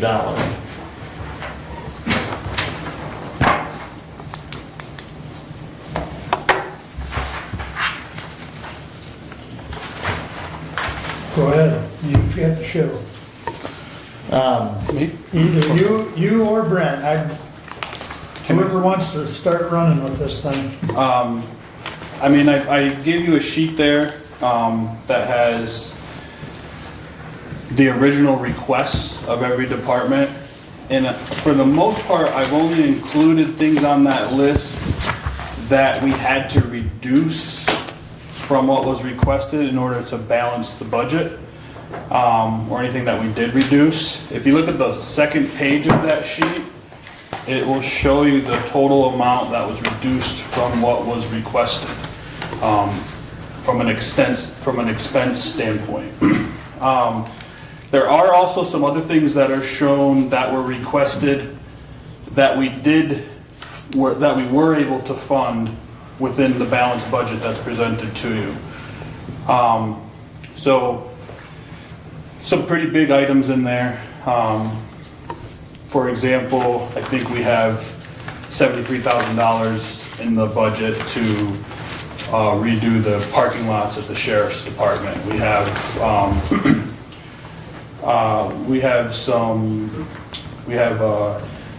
Office 365 for a request from the IT. We've budgeted $35,000 for that. Quite a few big things. I'll let the commissioners of the budget chair speak to more if they want. Otherwise, I'll just answer questions if you have them. And again, as you all know, this is a multi-month long process with the budget committee meeting with the finance director, pretty much every department head. We had the opportunity to meet with, review those budget requests. As you can see from the last page, that original budget request and the requested amounts were $1.7 million over anticipated revenue for the year. Some of the changes there, though, you'll notice we did show an increase in some adjustments to that anticipated revenues, so all of that was not a direct expense request over anticipated revenue. We were able to revise those projections on projected revenue as well. But trying to meet all those needs of the county and do so within the constraints of revenue, which the primary source of our revenue is property tax revenue that we receive. This is the recommendation of the budget committee. Commissioner. Thank you.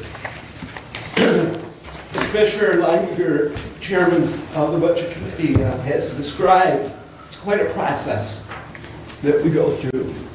The Budget Committee has met many times. I've had conversations separately with Finance Director and with Budget Chair. It's a very involved process that has a lot of nuances as we go. And the committee worked well together. We had give and take all along the way. We had 4 budgets, drafts, that we all agreed on in principle. And the recent draft number 5, last week when I received it, there were a few issues that did surprise me some. I've had conversation with both the chair and the finance director. And I want to talk about a couple of concerns that have been brought to me by from 2 or more commissioners. And just to name them off without talking a lot about each of the points, I'll leave that for the commissioners. One of the concerns was the emergency services director is not provided as a full-time position. There's concern from 2 or more commissioners about lack of funding for training for CPR and Stop the Bleed. Also concerns from 2 or more commissioners on wage percentage for equalization. Concerns from 2 or more commissioners on board commissioners' compensation. And as well, concerns regarding the DHHS roof. Another concern that I do have is that the key dues have been removed. And I'm not sure that we have continued membership on that board without paying the dues. And I want to present those concerns to the Board of Commissioners.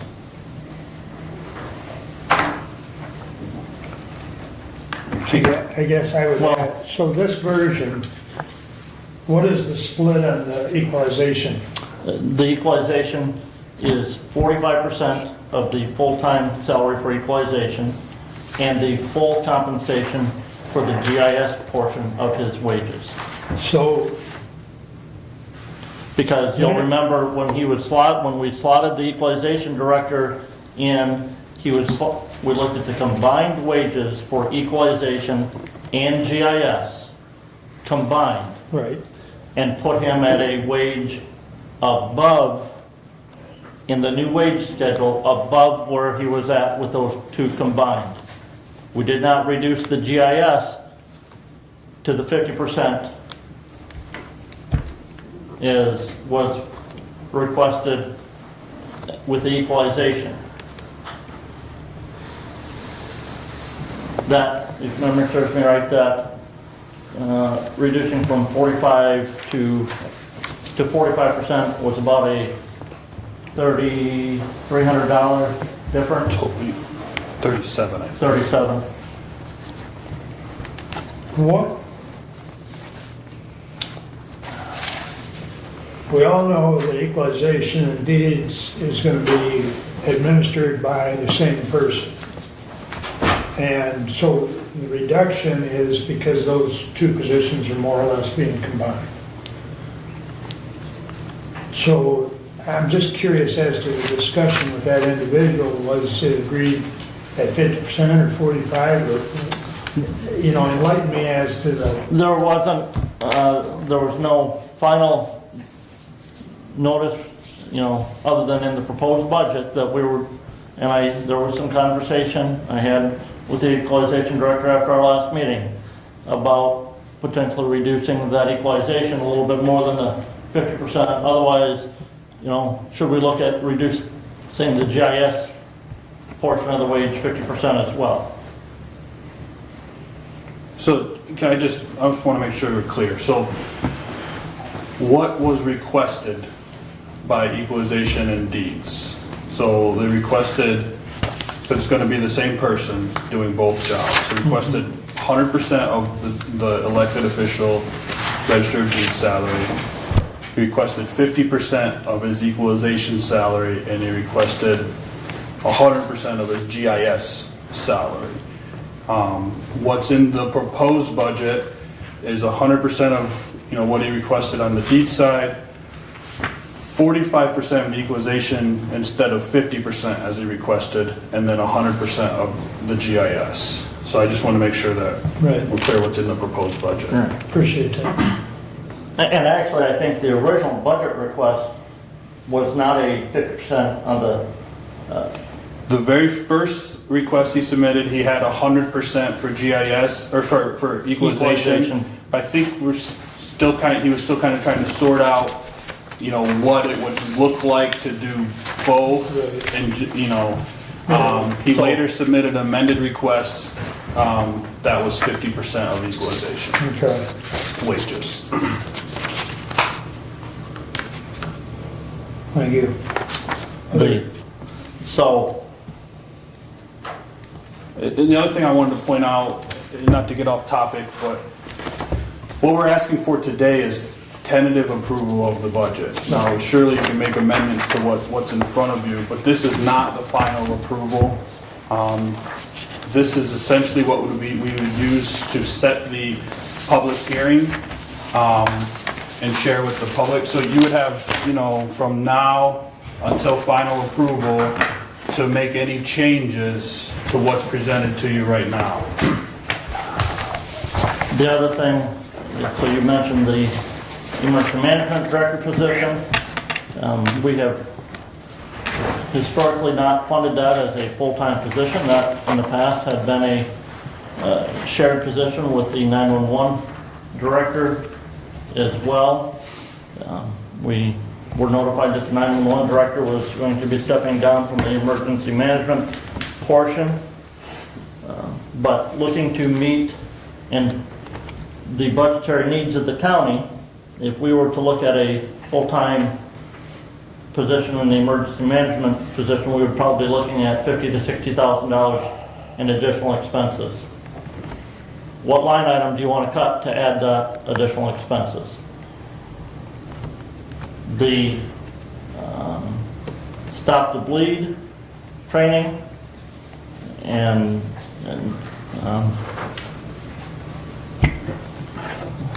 CPR training.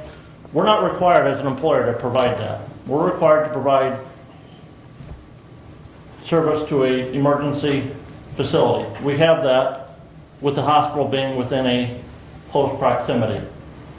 It's not a requirement of us to provide that to our employees. We have done it some in the past, but it's an issue of, what item do you want to cut to provide the funding for that? As far as the Board of Commissioner compensation, I just passed out to everybody a copy of a report taken from the budgeting report that we use for Board of Commissioners, looking at compensation, including the wages, the per diems, the committee work per diems, the FICA, the Medicare, and the retirement that has been in the budget, the actual amount, and what's projected for 2024, what the average is over those 11 years. You'll notice a significant change in those figures in the last 4 years, and so that average there's an average there for the 4 years. You'll notice what was requested by the Management and Personnel Committee, and which is in a resolution later on, would be a projected cost of $75,000. What is in the budget is a proposal to eliminate the per diems for all committee work and Board of Commissioner meetings and set a salary for Board of Commissioners. That does away with any flexibility and any variance in that budgeting line item going forward. Many other counties in the state just have a straight salary for Board of Commissioners. They don't pay additional per diems for meetings or committee work. That figure is, in the projected budget, is a total projected cost of $72,578, which is 30, I didn't do the math there, over what was the requested item. One of the things that throws a glitch in that calculations is, in the past, there were some commissioners who never submitted a per diem request for committee work. That's why I set us up, didn't necessarily look at the 11-year average on those figures, but looked more at a more recent 4-year average on those. And you'll notice that the 2014 figure was the 2003 figure was a big increase over all the prior years.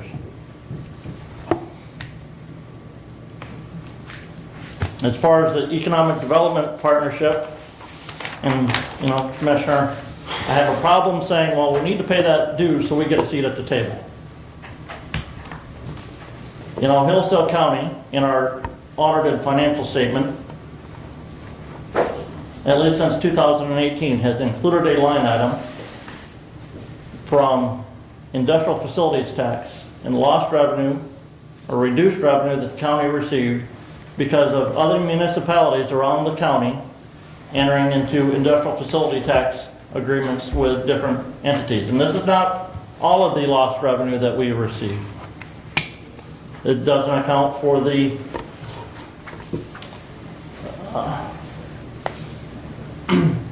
neighborhood enterprise zones that have been done in the city of Hillsdale. And last year that figure was $41,533.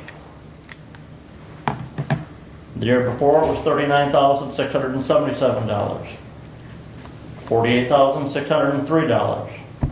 And that was a big increase over 2020, which was $11,729. 2019 was $19,381. 2018 was $20,186. I did not see that item broken out in the 2017 or prior audits, and I'm guessing it wasn't a requirement to be noted in those prior audits, so that's why it wasn't there. So we do contribute to the economic development in the county by that reduced revenue. In addition to that figure, approximately 2% of the property tax revenue in the county, of what we do collect, is captured by other TIFA districts or downtown development authorities.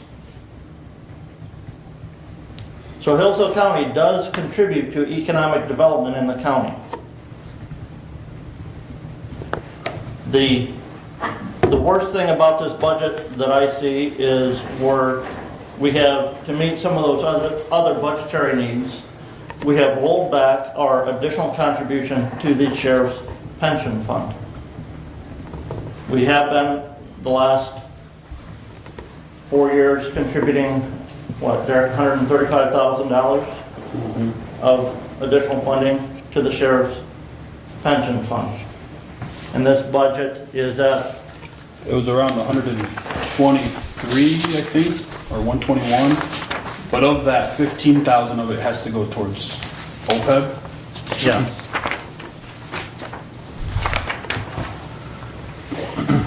And if you'll remember from our... Just to clarify, for our viewing public, it doesn't go to the sheriff's pension, it goes to the sheriff's department or the deputies. Right, if it goes you to the will. MERS Correct. pension fund that is administered for the Thank you. sheriff's department employees that were hired prior to January 1st, 2021. I just don't want people to get the wrong impression. Yes. And If you remember on that one too, that 135,000, that was originated when the board negotiated with the sheriff's department to no longer allow new hires. Right. When we close the MERS to new hires. Close the MERS to new hire, or the defined benefit to new hires. At the Correct. same time, we were also getting some windmill production in the county, so we had slightly higher tax income. And the board actually passed a resolution that said of that revenue, $135,000 of it would go towards additional payments to the MERS DB plan in order to try to get that fully funded sooner. The remaining portion of that was to go towards the bond on an HVAC system at the courthouse. So just more clarity is all. yeah. Right. The other thing is, the unfunded pension liability right now, Derek, was what, 2.7 million, 2.9 million at the end of... I can't say it definitively off the top of my head. Yeah.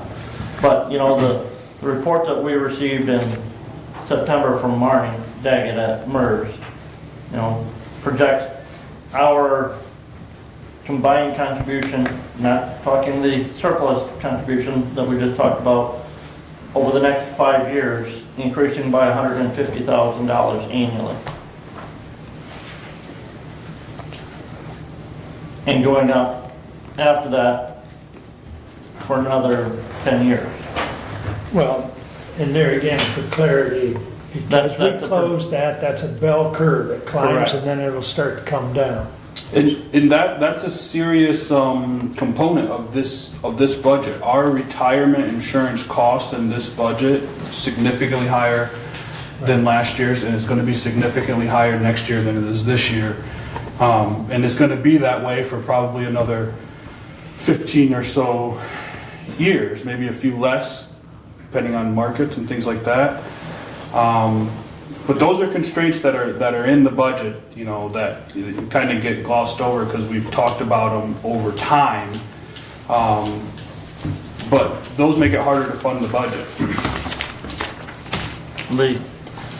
There are some key investments in here that I think will be extremely helpful, both to the IT department, which is the purchase of the Office 365, especially with the phishing and scamming attacks that are out there on the internet today through the email system. Additionally, there's a program here that would be purchased to deal with the payroll and new hire system and employee benefit system of the county.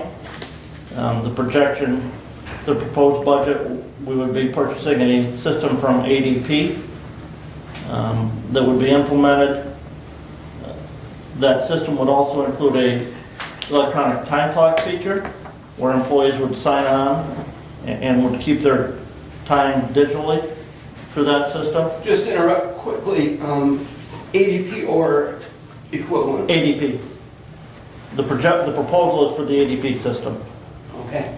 Okay. But that has not been decided as far as I know.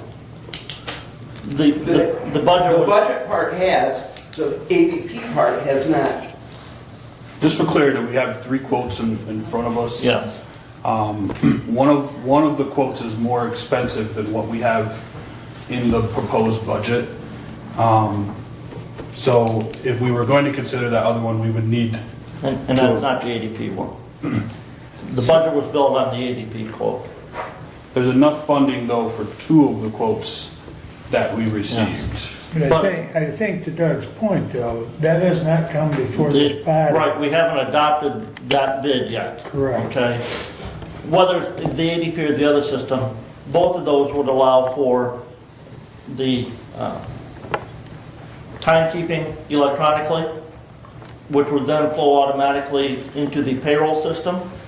The other thing is onboarding of new employees would be done through that same system so that we would reduce the number of times and number of hands that have to touch paperwork and actually hopefully reduce physical paperwork in that onboarding process.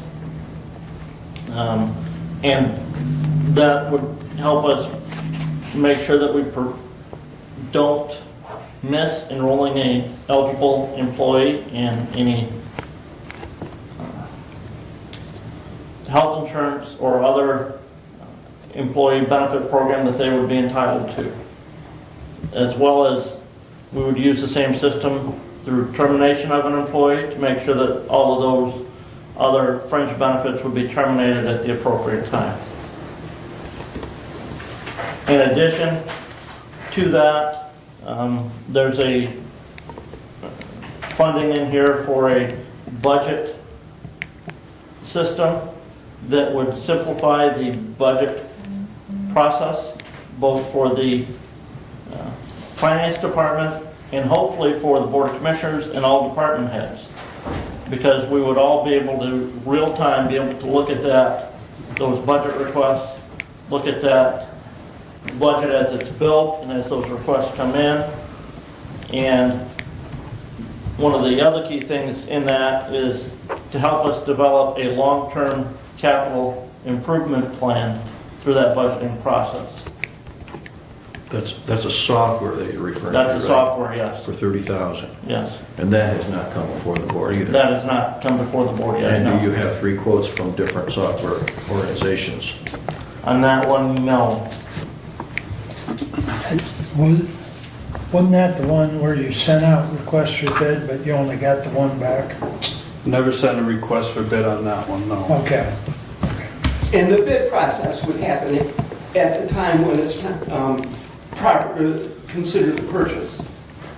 This is setting the dollar amount through the budget. Right. And that is the question on that is, through the purchasing policy that we have, that is for professional service that we're securing, and that does not require 3 bids in our current professional. Okay, it doesn't fall under that category. Because it's a professional service that we're securing, it does not require 3 bids. Okay. And just to add to, along with that budgeting software and that payroll software, the idea would be to move accounts payable and payroll processing to the finance office out of the clerk's office. I've kind of contended that in order to move that to my office, we would require an additional person doing that function, all those functions with 2 people plus what we currently do. I don't, it'd be very difficult. Now, conceded that with these two components, maybe that would relieve enough that it's doable, and I said, you know, we'll try it. So those components are tied to that whole process, right? So if you were to remove those, in my opinion, in that instance, you're saying AP and payroll are staying in the clerk's office. So there to that, because, and we could discuss nuances of how much of that payables and payroll position in the clerk's office is dedicated to just payables and payroll. But looking at it from that, are we then eliminating that full-time equivalent from the clerk's office budget and utilizing those dollars to pay for the automation? Or are we paying for automation to replace a significant portion of the duties of that individual, plus continuing to fund that full-time equivalent in the clerk's office? I'd say more the latter than the former on that one. But, you know, the clerk would contend that eliminating that position is not a viable option for them. It's weird because he's sitting right here, so if you wanted to talk, you can speak up. And then additionally, lost my train of thought for a second. A couple things. A, to make that change from the clerk's office to the finance department for accounts payable and payroll, the clerk has to sign off on that, relinquishing that statutory requirement. Okay? The current position that's paying that in the clerk's office right now is classified as a grade 4 position. Okay? I believe so, yeah. The position in the other position in the finance department right now is a grade 3 position. So if the clerk signs off on that transfer, we will be moving that grade 4 position to the finance department and moving the grade 3 paid position back to the clerk's office for the clerk to fill for his elections clerk and an additional, you know, full-time position in the clerk's office. Not additional. Well, right, additional, you know, to fill as a deputy clerk position. So in that regard, we're not reducing any staffing at this time. So we don't need software then, because we still have an individual somewhere that's doing, you know, the whole purpose of automation in business is that we're more productive and then therefore need less full-time equivalents. I'm not seeing any reduction in full-time equivalents in either office. At the same time, we're spending $30,000 for software. $70,000. Okay, so $77,000. 70. Yeah. That, Commissioner, that $70,000 is in exchange for a full-time position. We either hire another full-time position to make that move, or we spend the $70,000 on the software to make that move. The clerk is requesting an additional person. And there's the rub, is the clerk is requesting it. So we're taking a full-time equivalent and the function that they're doing, because that position, that full-time equivalent, is in the clerk's office for payables and payroll. And we are moving that to another office. So if we are leaving a full-time equivalent in the clerk's office, then we're not gaining anything here, other than we're moving, which has been a long-time desire, to get payables and payroll into finance. But I don't see how we're saving anything by doing it. So just for clarity, if even with AP and payroll staying in the clerk's office, the clerk would be requesting an additional person. They feel that the change in the elections, the workload in the courts has caused them to require an additional person, right? So instead of funding an additional person, what this budget does is it keeps their staffing the same. So in a sense, from what was requested, it saves money. Now, if you don't feel that position is necessary, that's a different argument. If we don't feel the workload in the clerk's office has rise to a level that they need an additional person, that's fine, but that's a different argument. But how can I vote for accepting the argument? The workload has increased there, and the workload hasn't increased in That's fair. the district court, the circuit court, emergency management. The workload has increased in every other department in county government. 100% agree. And I understand that, you know, the way it works in the private sector. Been a private sector business person for 40 years. All I'm saying is it's hard for me to sit here and expend money for software in order to get a position moved and be able to justify to all the other departments that we oversee budget for that the workload in one department increased and they're getting another position and all these other departments are not. And that's perfectly understandable. All I'm saying is that this kind of kills two birds with one stone. It makes a move that we wanted to do, and it helps alleviate the stress on a department. If the board chooses not to do that, that's up to the board, but that's what's being proposed. Currently, And it's not an additional position, it's staffing the clerk's office at the same level they are staffed today. But the finance office is going to take on the responsibility of payrolls and payroll, which was a full-time equivalent. However, with the new software, it'll be easier to do that and more efficient. We to do hope. that. We hope. That's fair. That's the goal. Remember as well, though, that it's a $70,000 subscription. It will be annual. It is, but But it can be canceled at any time. But an additional employee is another 70,000 this year.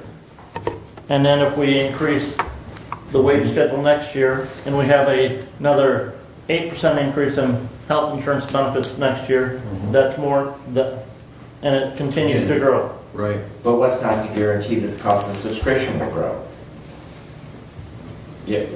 I mean, what do we pay for BS&A today versus what we paid for BS&A 10 years ago? You know, the software as a service, the idea is that you can raise the price.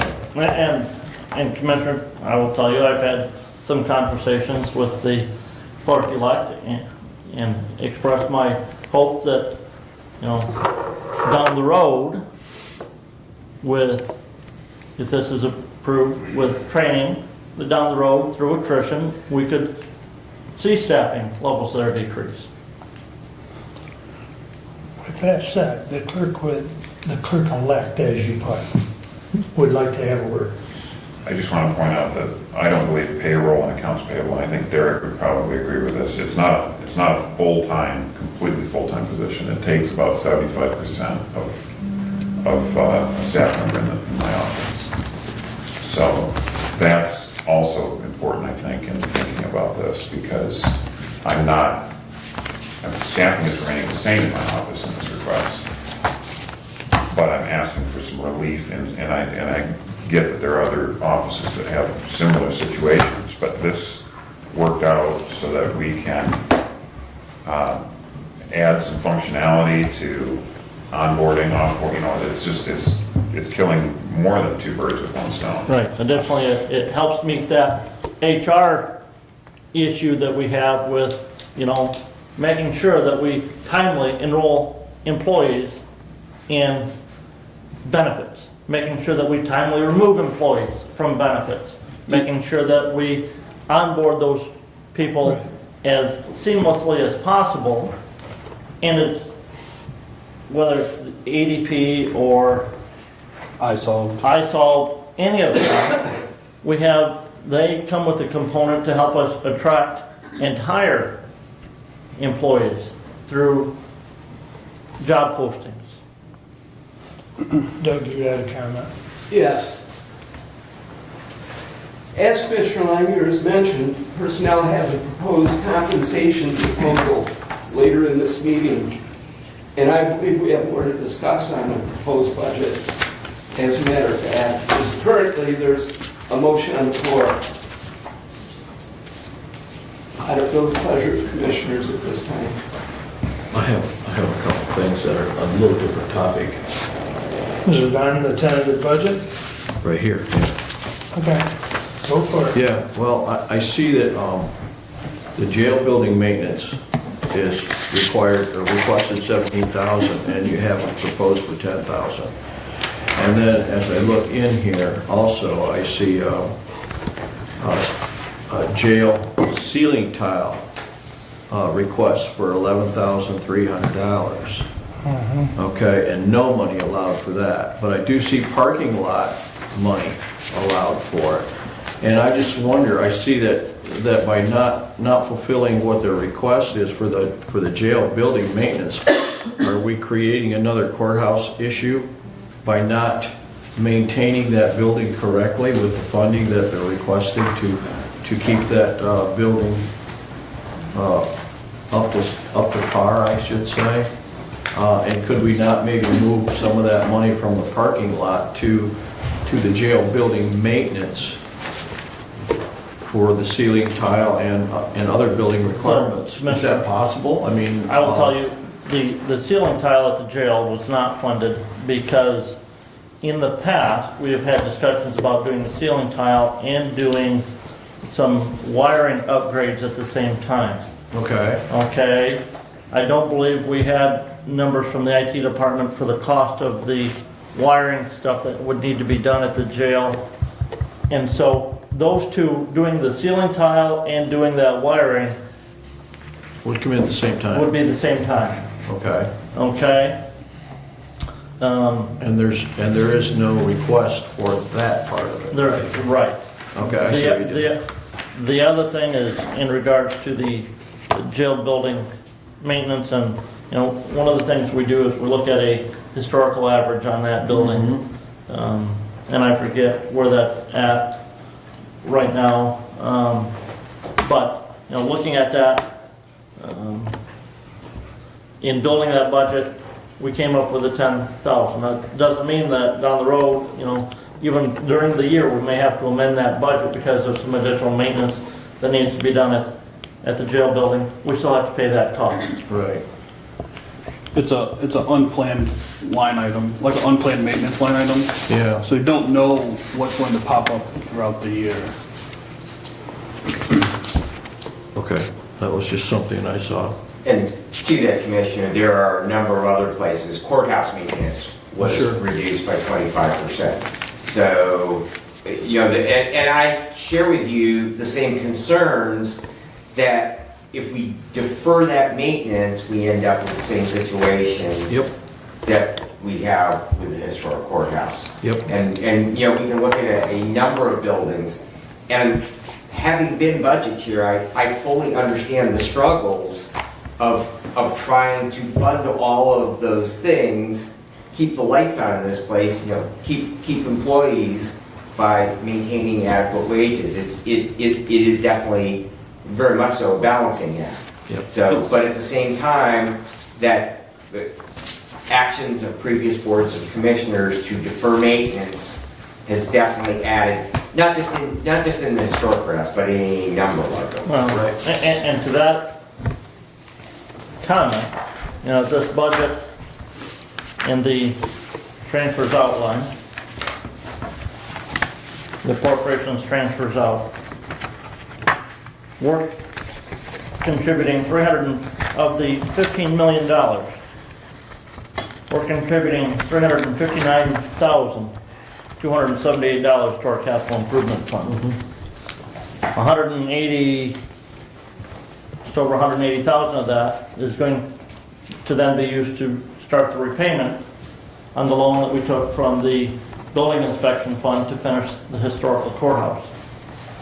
So overall, we're spending very little on capital improvement. Understand that.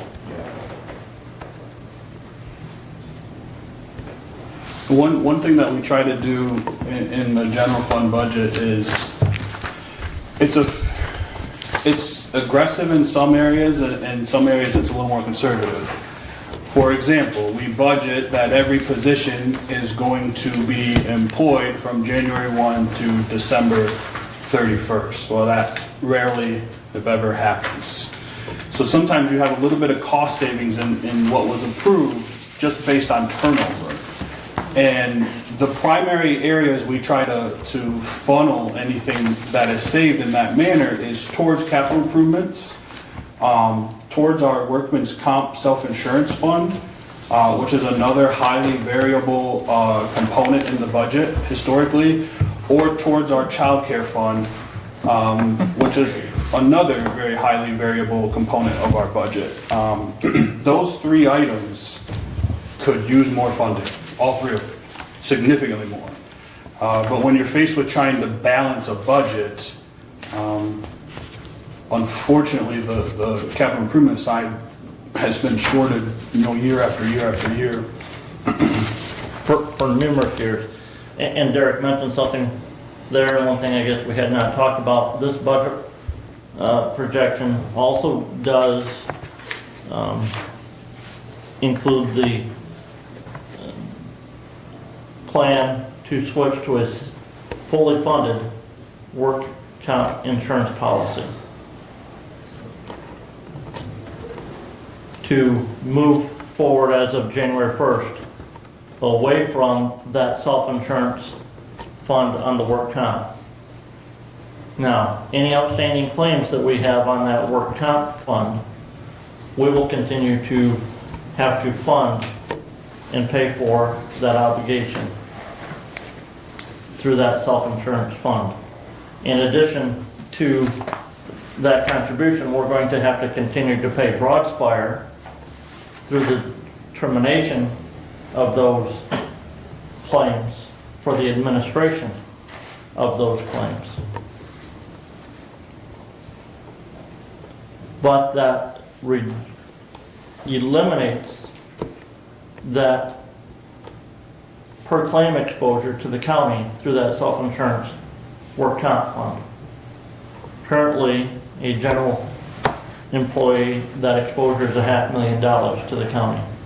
Per incident. Per claim. And a sheriff's deputy is $750,000. And additionally, there's also, I think that they refer to it as the aggregate cap. So meaning, for the life of our workman's comp policy with Broadspire, if our claims go over $5 million, we're responsible for every penny over that. So there's a lot of risk exposure with being self-funded. Now, it has been a very good thing for us over the years, but we've had two large incidences in the last about 5 years that have really challenged us at different times. And you're one horrible event or two horrible events from it really damaging the county. So that's why I wanted to bring forward a fully funded plan. Now, I hope to have a quote in front of you soon, but I've kind of challenged them to go back through it and come back through it one more time before I bring it to the board. Well, and I think, Derek, with the conversation you and I had on that particular plan, you were in the process of updating the, I'll say, scoring mechanism for the different. Well, it's making sure that each job position is scored correctly. It's classified correctly. Correct. For that, because work comp That falls into the way it's calculated. Work comp is based on a payroll based on classifications, and the classifications are set by the state of Michigan. Right. Now, one thing that adds, if we were to go that route, the insurance company would audit our payroll annually. And with doing that, they also audit your accounts payable. Meaning if you have private contractors working for the county who don't have proof of insurance on file, whatever you paid that employee, they will add it to your payroll Whatever numbers. you paid that contractor. That contractor, they will add it to your payroll numbers and adjust your premium. I don't suspect that to be a huge problem. It won't be, but it's just another point of emphasis that when we do have contractors come in, they need to have their proof of insurance just to avoid anything there. And the payroll and employee software, we believe will also be able to be used to make sure that all of those contract situations that we have all of the required certificates of insurance from each of those individuals to make sure that we have those documentations before we issue them a payment for the work. Any questions on 24-116? Brad? Well, I guess I'm going to throw out an amendment that we increase the Department 968 by $4,500 to restore funding for CPR training for our employees.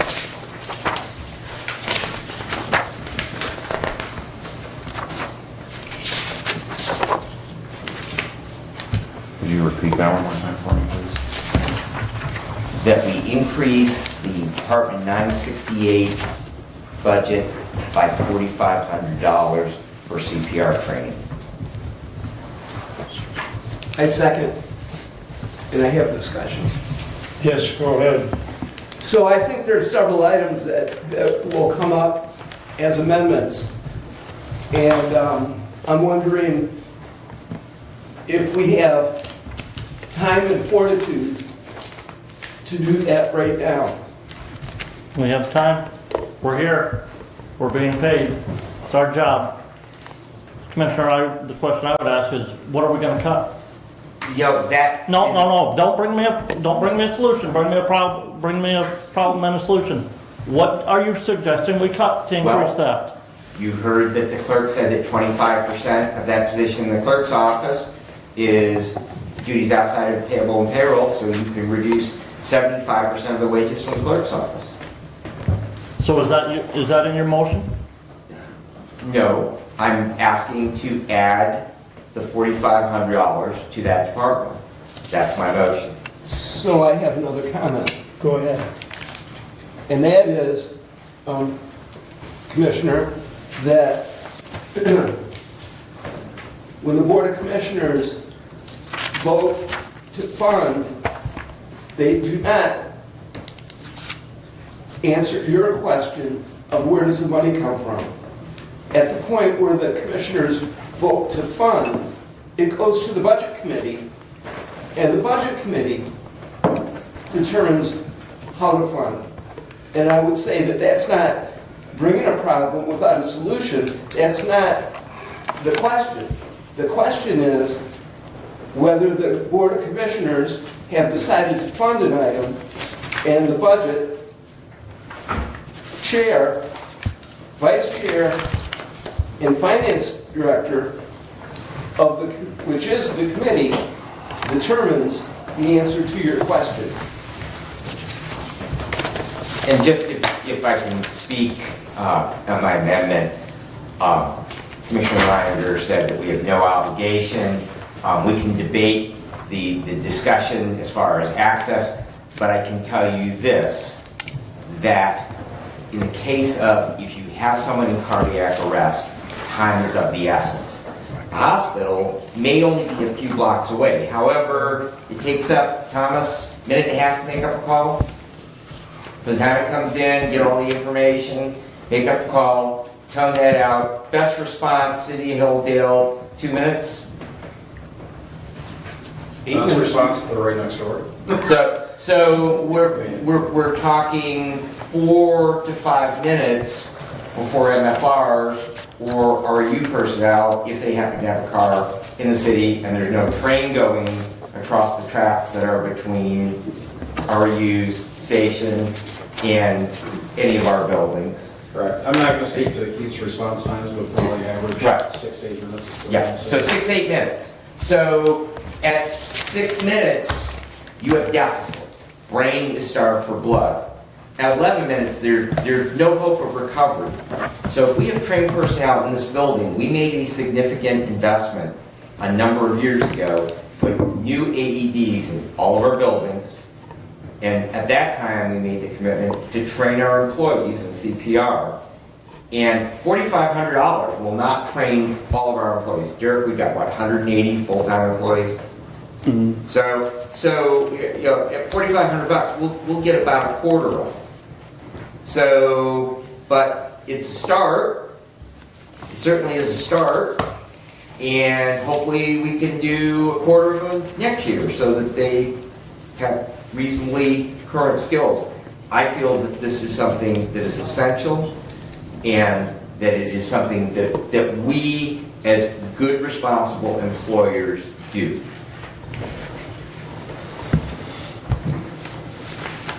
Further discussion on the amendment? We will do a roll call. Commissioner Ingalls, Yes. Commissioner Lanius, Yes. Commissioner Wiley, Yes. Commissioner Benzing, Yes. Commissioner Leininger. No. Thank you, Commissioner. Passes 4-1.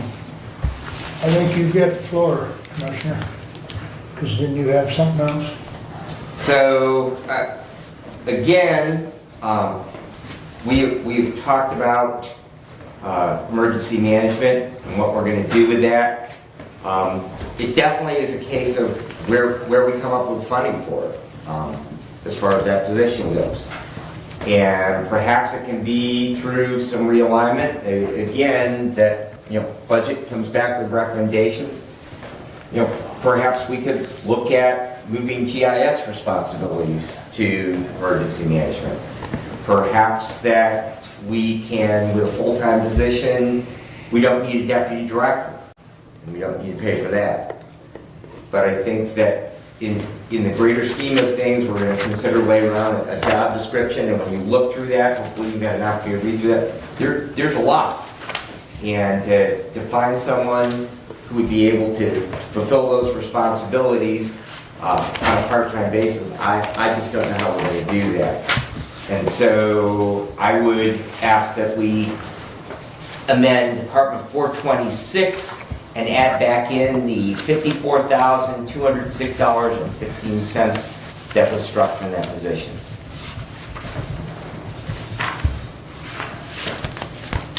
That was, repeat that one more time for me. Department 426, and the amount is $54,206.15.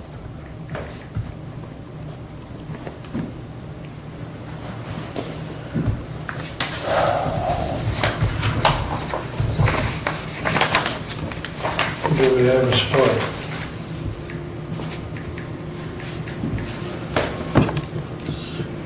And support. What was the dollar figure? It is $54,206.15, and that I'm using the numbers that was provided by Derek for the request versus the amount that it was reduced. Oh, okay. On your two-page summary, folks, it's on the second page of what he's referring to. If you look at the requested amount and then the proposed amount, and the amount that was not included is the 54,000. The Correct? proposed was $20,469.85. Yeah, the requested total was 74,676. Right, yeah. Okay. Commissioner, that figure does not account for health insurance for that position. Okay. That, you're just talking salary and wage. Right. And wages. benefits. No. Health insurance is a benefit. Right, I understand that. However, health insurance is not allocated to individual departments. I understand its cost, but it is not allocated to individual departments. We pay that as a global expense.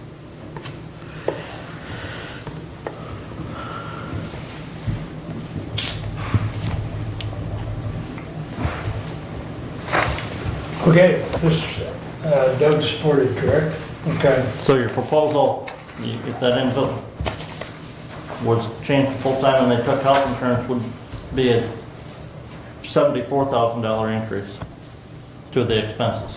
Depends on how many dependents they have. If they're single, they have the We spouse. only budget on a two-person. Understood, but again, the cost allocation is not to that position. I'm going on the position of the budget request.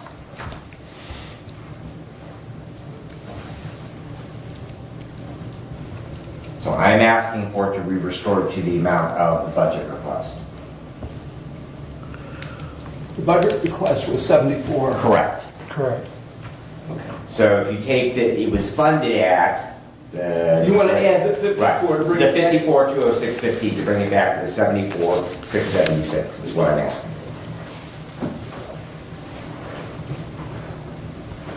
So the motion should say to increase. Is that the wording? I have motion to amend resolution 24-116 to include that Department 426 be increased by $54,206.15 for a full-time emergency manager. Okay. Further discussion? Roll call? Commissioner Lanius. Yes. Commissioner Wiley. Yes. Commissioner Benzing. Yes. Commissioner Leininger. No. Commissioner Ingles. Yes. Thank you 4 again, to 1. Commissioners. That concludes the amendments that I have. Thank you very much, Mr. Chair. Okay.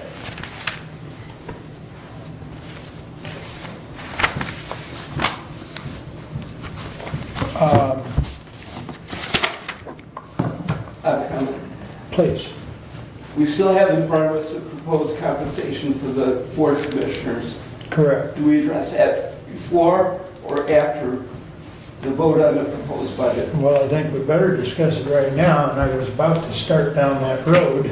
So my comment would be, and comment that I've had with at least a couple of you, is that it is my feeling that doing away with the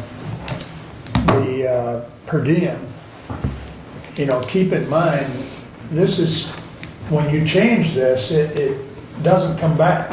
I mean, we've seen that, Brad and I have seen time and time again over the years, when you take something out, it never returns. And a classic point within the commissioner budget is the position that we had in there years ago for a staff person. And that was pulled out some years ago and it has never returned. And you pull out per diem, it's gone for future commissioners.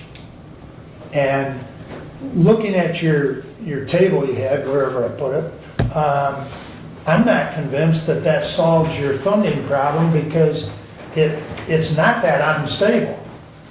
But when you take away per diem, it disincentivizes. In other words, that's the incentive to go to that meeting. Now, You know, sir, I think that's entirely the wrong process, the wrong product. no, because future commissioners come to this job, it's a carrot that hangs out there to attend a Sunday night meeting. Because would you rather spend it at a meeting or with your family? And $35 currently is not a lot of money, but it's that little incentive to get you off the couch and to the meeting.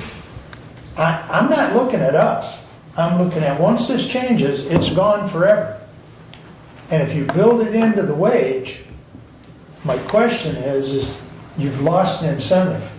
So, and I've had that discussion with at least a couple others.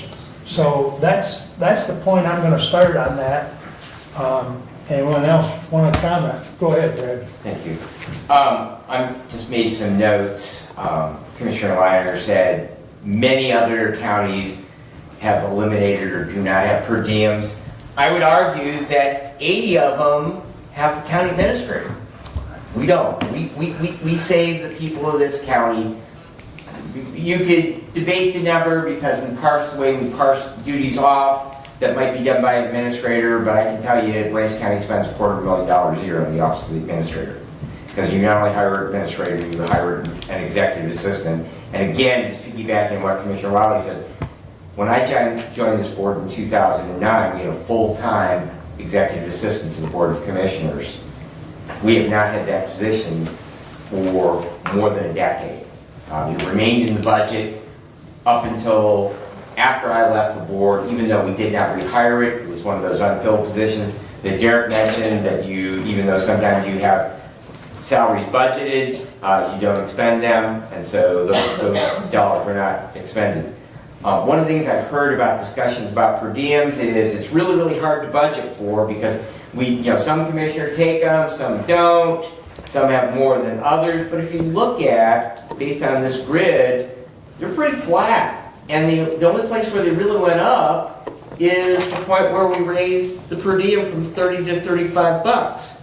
So if you take that increase where they went up and you look across on that line item for per diems, it's not really 600 bucks.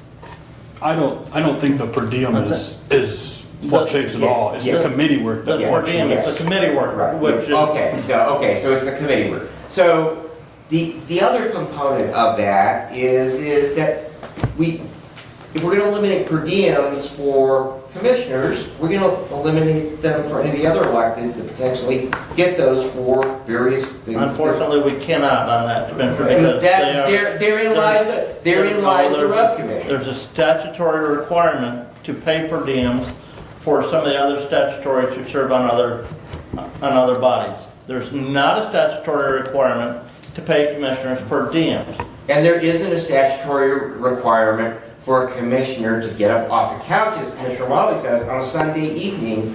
The statutory requirement is to show up at this meeting, however many times we schedule them. That's the statutory requirement. So there's no statutory requirement for a commissioner to go to any of those meetings. The other thing is that there will still be commissioners that receive per diems, because if we have a commissioner or commissioners on the Lifeways board, they'll get a per diem from Lifeways. If we, thank you, Commissioner, for removing that budget expense with Wellwise, that if they don't receive a per diem from their county, and our representative to the Wellwise board will receive a per diem that the other commissioners are not. So, we get into, and I really hate to use the word equitable, or fair, but we get into a case where some commissioners, based on their committee assignments, are receiving additional payments that other commissioners are not. So I really don't see the elimination of them as a realistic solution. And the last thing is, if you read from MAC, the election recap, across the state, Board of Commissioners, they gave the party breakdown, RSDs, and independents, but the real thing that stood out for me is 83 Michigan counties. There were 2 county commissioner seats that had nobody, 0, that ran from them. There are 2 open seats.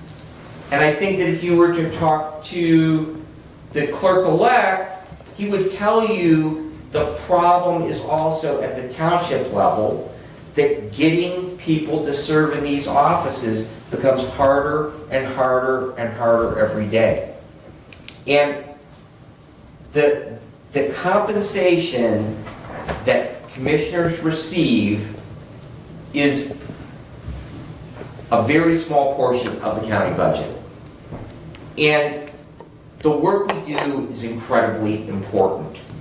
And so looking at taking away that small incentive to attend those meetings when they are not statutorily required seems to me counterproductive. Thank you. I will say this. $35 for a meeting, I'd rather spend it with my wife than $35 for a meeting. The meeting is part of your job responsibility when you take this position. So I don't think that a $35 per diem is a make or break situation. Because when you sign up for this position, you are taking on the responsibility of what comes with this chair. And I think that's the bottom line right there. So the $35 incentive, to me, and this is my own personal take, I'd rather stay home for 35 bucks. Some of the meetings I've attended have been 20 minutes, 35 minutes. Took me 40 minutes to drive over there. Does it pay? I know we get mileage, but for me to go to a meeting because of that, no, that's not going to happen. I'm going to the meeting because it's my responsibility and it's my duty as a commissioner to fulfill that position and take that meeting into account. That's my take.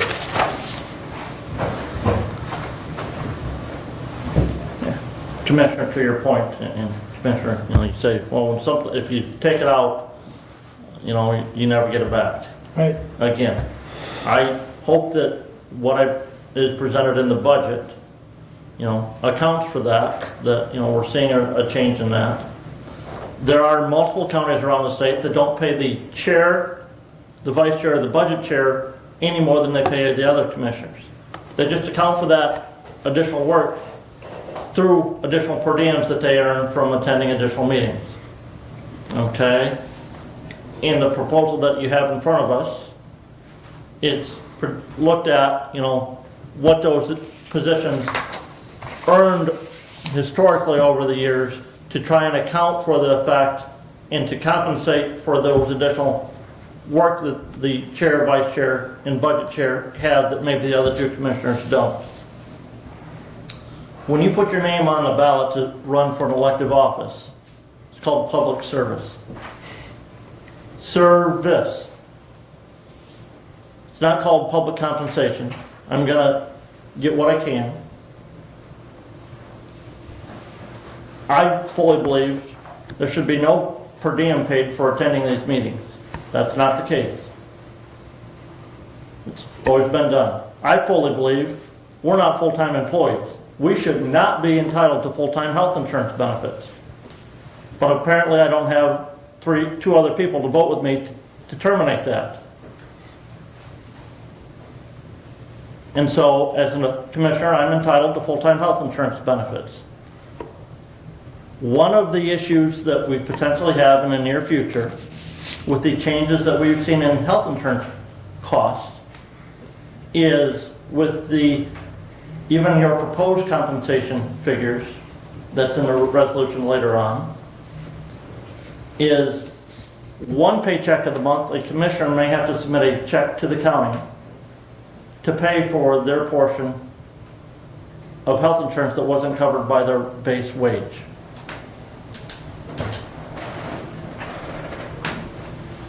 Because we currently pay per diems and committee work once a month.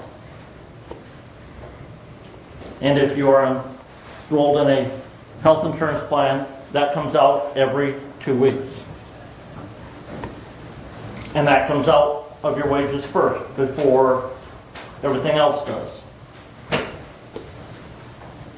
And if we continue to see an increase in the health insurance costs, by not building that per diem and committee work all together into one compensation, you potentially have an issue where that base salary of what was in the requested would not be enough to cover that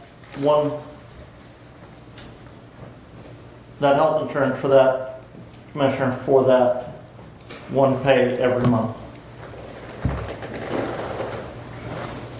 Or potentially 2 pays, because we get paid 26 times a year, not twice a month.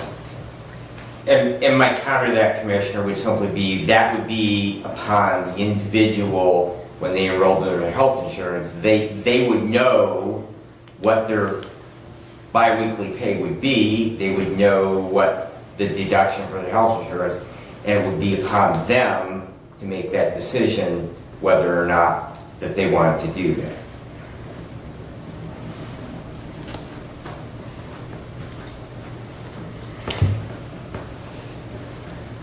You know, I think you should have provided, you know, a little more background, because you've referenced other counties several times as far as the wage structure or the per diem. I think the budget committee should have shared with the other three of us what that looked like. I mean, I don't know, and you can't compare to all 83 counties. You've got to compare to the counties that are similar size, either demographic-wise or population-wise. And if that's what you're looking at, then that should have been shared. I mean, I think that's part of the discussion, as you've indicated. So, I mean, that's, when it comes to that particular part of the budget. And there again, it's not about us, it's about the position, because once this is set in play, I mean, how many of us will be here 4 years from now? You know? It's the position. So, because once things start, I've seen it over my time, once they change, they don't come back.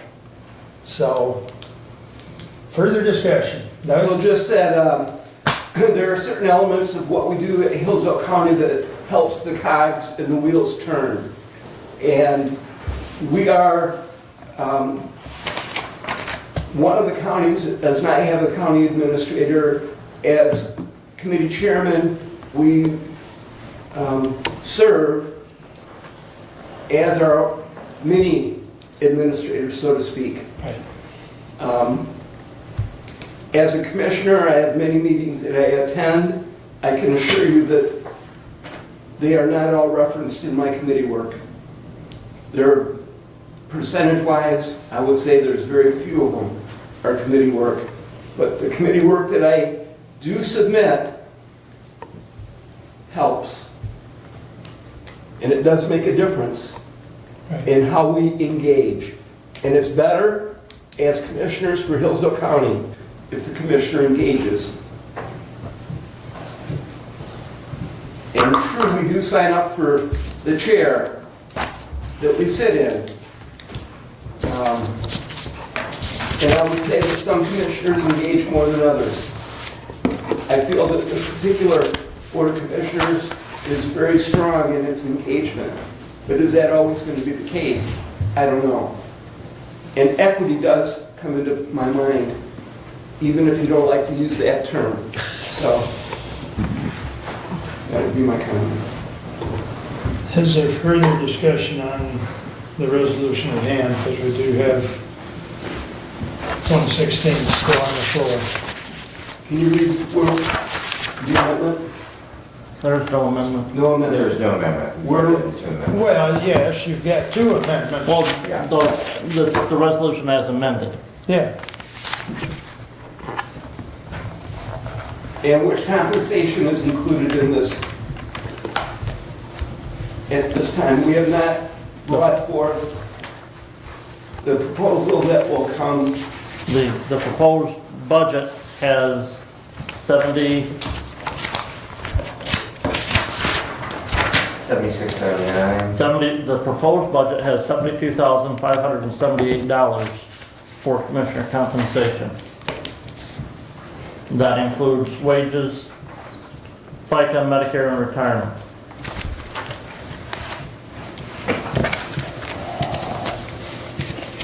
Which is an increase over the current year projected figure of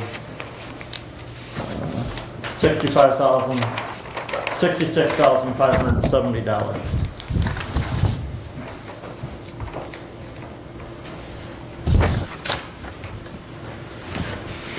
Well, you're going, okay, that 72,000 number is off the spreadsheet that you handed out. Correct, which is the figure from Which is what is in this latest version. which is what's in the projected budget Gotcha. column. Yeah.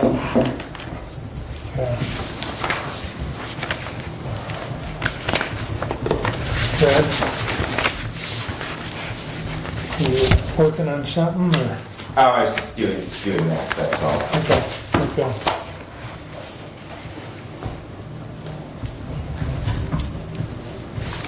Sorry. Go ahead, Doug. I think before we vote on the proposed budget, we need to determine where we're headed with the With the resolution that's under proposal that's personnel. going to be presented after. I think the cart and the donkey aren't in the right order right now. That's what I think.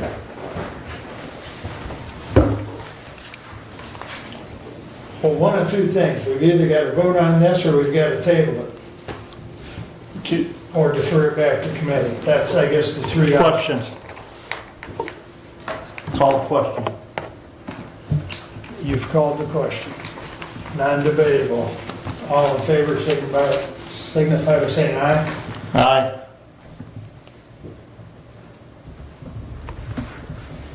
Opposed, same sign. Aye. Motion to table. Motion. Table is also not.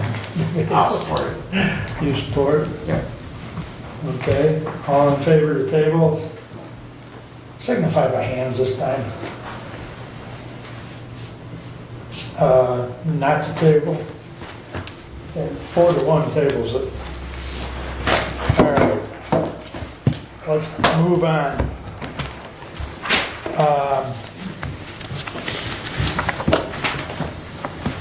How do you want to handle that budget, Chair, seeing how the other ones are linked?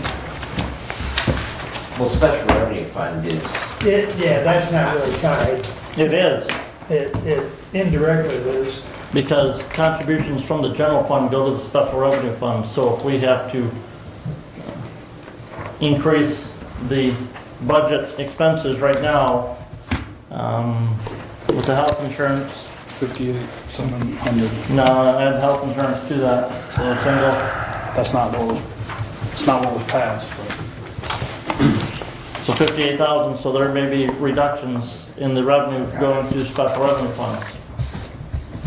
All right, let me suggest something, because to Doug's point, Resolution 121, which is the one he referenced, is kind of the cart ahead of the donkey, is under personnel and management. If we take that up, and whether it's voted yes or no, we can come back and remove 116 from the table. Is that agreeable to you? I see Doug nodding his head. Is that agreeable to everyone else to jump forward? I don't see any. Steve, you good? I'm good. All right, we'll jump forward then, gentlemen. To 24-121, to the Honorable Board of Commissioners. And enlarge this a little bit. We, your Management and Personnel Committee, recommend the following compensation for the office of Hillsdale County Commissioner, effective with the new 4-year term beginning 1 January 2025. Each county commissioner shall be paid the annual salary of $9,050. Additionally, commissioners shall be eligible for other fringe benefits offered to full-time employees of the County of Hillsdale. Further, commissioners shall be paid per diems per the current adopted Board of Commissioners Rules of Procedure and Bylaws. Along with the above annual salary, the chairperson, vice chairperson, budget committee chair shall receive the following annual compensation. Chairman of the board, $2,750. Vice chairman of the board, $1,390. Budget committee chairman, $700. Beginning 1 January of 2026, each county commissioner shall be paid the annual salary of $9,230, along with the above salary of the chairperson, vice chairperson, budget committee chair shall receive the following annual compensation.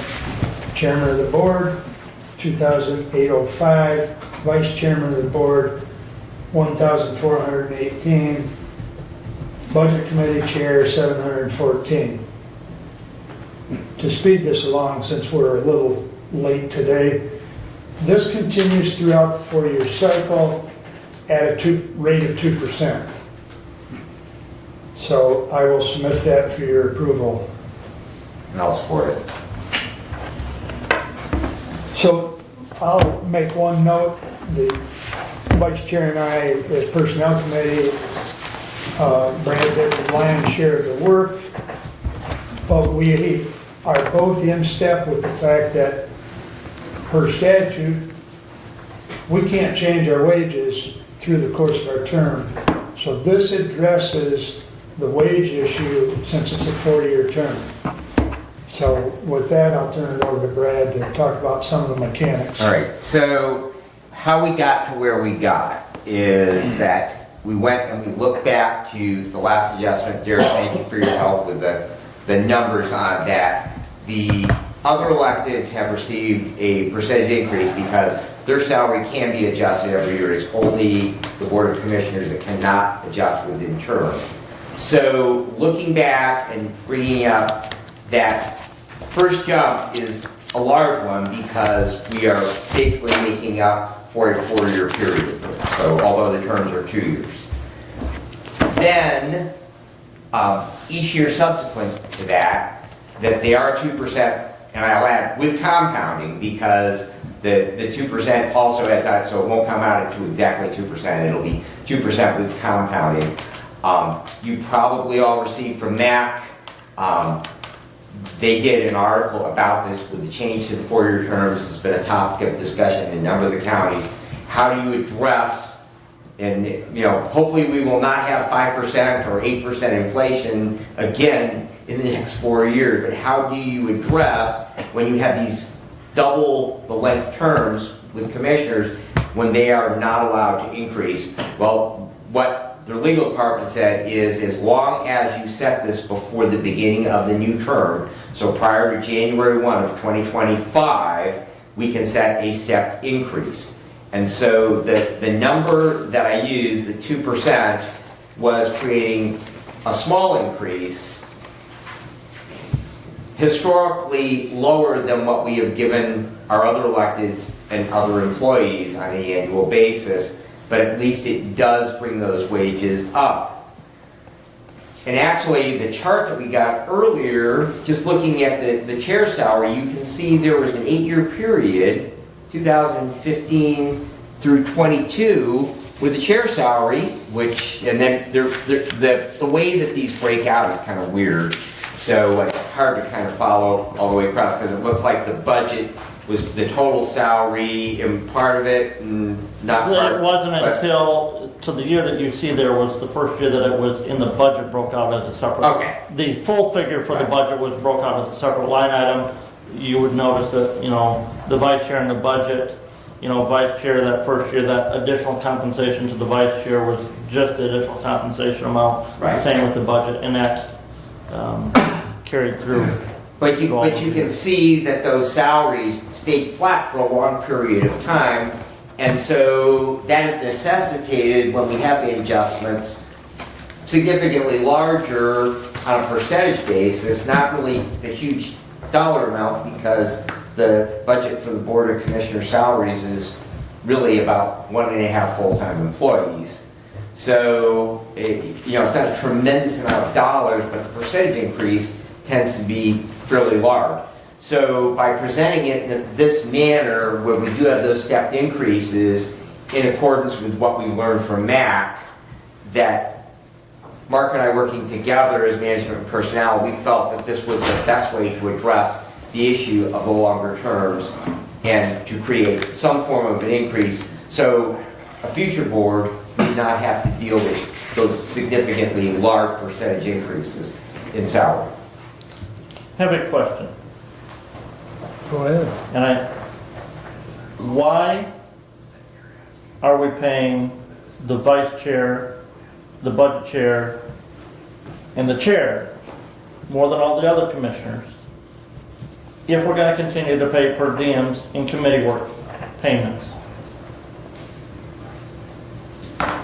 Well, I think the argument there, Commissioner, is particularly in light of the budget chair, because I do understand all of the work that goes into that, and I don't go and look at my fellow commissioners' per diem sheets, but I would suspect that during the budget cycle, you probably have a lot more per diems.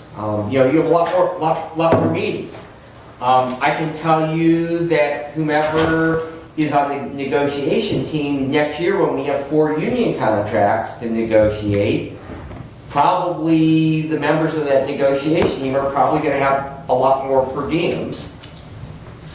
So, that's kind of the balance there is that there is additional responsibilities. Okay, so we're paying them additional per diems because of those additional meetings. Right. Why the additional base compensation? The additional base compensation is there are additional responsibilities that go along with those positions. There are additional responsibilities that go along with the budget chair's job. There are additional responsibilities that go along with the vice chair's job, and there are additional responsibilities that go along with the chair's job. I can tell you, I have not ever served as chair. I've only served as vice chair, but I can tell you that I know there's a lot of times when Mark gets called from the clerk's office, and there's something that he's got to run in and sign because it's got to be done today, and it can't be done electronically. So he physically has to run in from Allen Township to the clerk's office to sign something so it can go out in the mail. And I doubt, again, I don't look at his per diem sheets, but I doubt that he's putting in a per diem for that. Probably not putting mileage in for it, but he definitely has those additional responsibilities. Well, and I've never put in, just so everybody knows, I've never put in for running in to sign, even when I've gone to someone's house to sign a grant. That was good, because some of those come and, they might be last minute, but, there again, as part of that added compensation for the chairman. I'm expected to jump and go and do. So I don't know, but for some of the other things, the per diems is what covers that additional time out of the day. So, and I think that applies to anyone, regardless whether you're chair, vice chair, or budget chair. You make that judgment call. And, the other thing about the per diem, since we're on that subject, is those sheets that we turn in, once they're turned in, they're public record. That they are. And by having the per diem and by indicating on that sheet what meeting you went to creates accountability. Without that, you don't have a listing of where you went or what you did. Doug? In addition, they're signed off on. Budget chair and chairman of the board of commissioners signs off on them. Correct. And if at some point there's something that's questioned, it's questioned. And if denied, it's denied. If you're attending and charging committee work to a meeting that you attend that's not one of our committees, it's denied, as it should be. Yeah, and has everybody else had a chance to have a response? Go ahead, Brad. Commissioner, I fully understand your point about public service, I really do. And I guess that, I would look at something that's near and dear to my heart is the fire service. Our paid on-call firefighters, that, they receive, a small amount of compensation for going out on those calls. Some of them, it doesn't matter if they're out for 15 minutes or 15 hours, they get paid the exact same amount. We have at least one medical first responder department, and I can tell you, having been in the fire service for a long, long time, that if the fire department has medical first responders, that probably makes up 75 to 80% of their call volume. But we have one medical first responder department that they don't get a dime for running a medical call. Not a penny for running a medical call. Yet they still have to maintain a medical license. They are responsible for keeping up continuing education.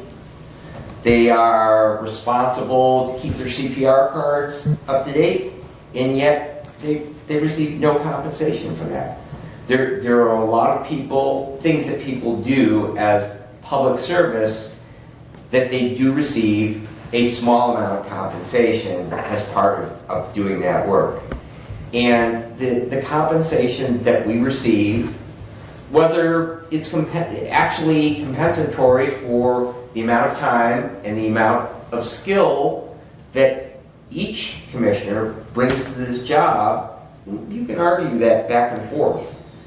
But it is important, I believe, that we do address and we recognize the fact that there is value in these positions that we serve in, and that it is a sacrifice from the other things, whether it be spending time with our families or taking away time from our businesses, that we do sacrifice something in order to be able to be in these public service positions.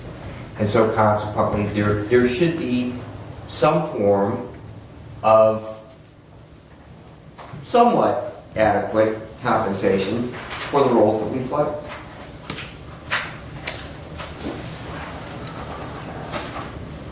Further comment?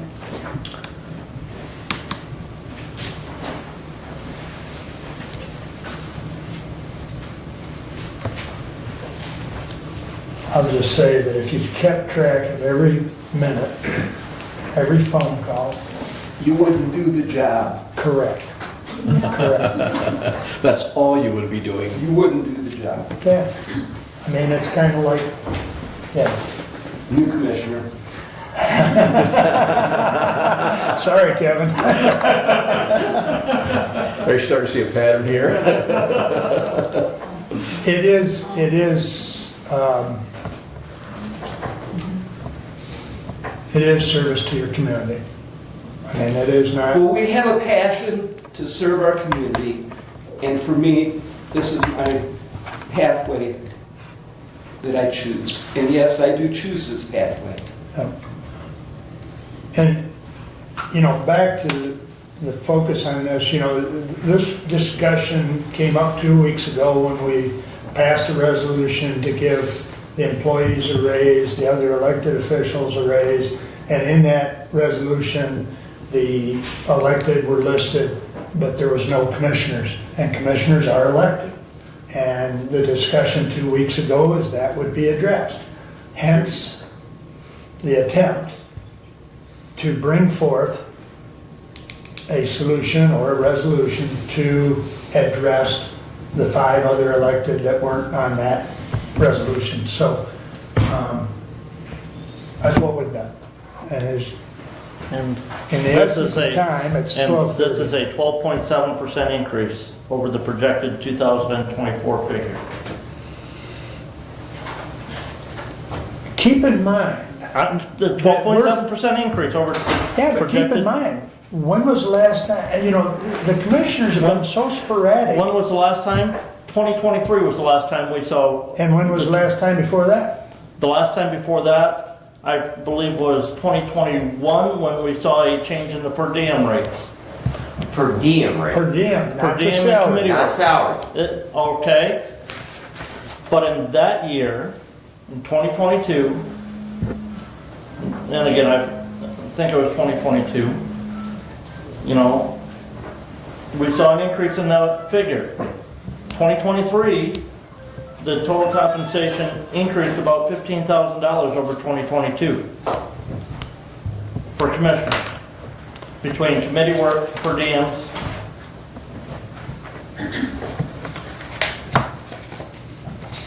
Well, even your own sheet that you gave us from 2000, what was it, 15 to 15 through 2022, it was pretty static. Matter of fact, it was static. So what happens there, as Brad has mentioned several times previously, is that we fall behind in respect to what the other elected have received. Now, we're not trying to get the same salary as a treasurer, we're just trying to stay consistent with the percentage. And even with what we propose won't bring us back to where, if you looked at all the increases over the last 10 years. That 2% is less than the 6.25% that employees have gotten, and the 3% that electeds got, 2% is less. Right. Further discussion? Any? Roll call vote on 24-121. Commissioner Wiley, Yes? Commissioner Benzing, Yes. Commissioner Leininger, No. Commissioner Ingalls, Yes. Commissioner Lanius. Yes. Passes 4-1. Commissioner, I move to remove from the table Resolution 24-116. Support. Moved and supported to remove 116 from the table. All in favor signify by saying aye. Aye. Opposed, same sign. 116 is back on the floor. Since you removed it, your lead, sir. No further comments. Well, Go ahead, Derek. I think you need to amend the Proposed budget, we would need to restore that amount. I can't remember what it was. I did the math for you, Doug. I think it was around $4,000. Right. No, it so- wasn't, no. So I do have, my error, I have a comment. All right, somebody's doing that. $2,474. Would be the difference between the proposed, the original 7609 less the 5135, so it'd be a couple $1,000. It's 2,474. Go ahead. So I would think that with the changes we've talked about, there is a substantial change to the proposed budget. And really, rather than approving this budget that's been proposed, we need to send it back to the budget committee and work out some answers to how we are going to pay and fund these changes. And I would suggest that that would be the proper next step. Is that a motion to send it back to committee? I will so move. Support. Moved and supported, moved by Doug, supported by Steve, correct? Any discussion on the motion? All in favor signify by saying aye. Aye. Opposed? Aye. Sounds to me like it was 4-1. So, We will not pull up the special revenue or the next resolution, as we cannot set a budget hearing, public hearing until we approve a tentative budget. okay. Thanks, Derek. Thanks, Derek. All right, we'll look forward to it on the 26th.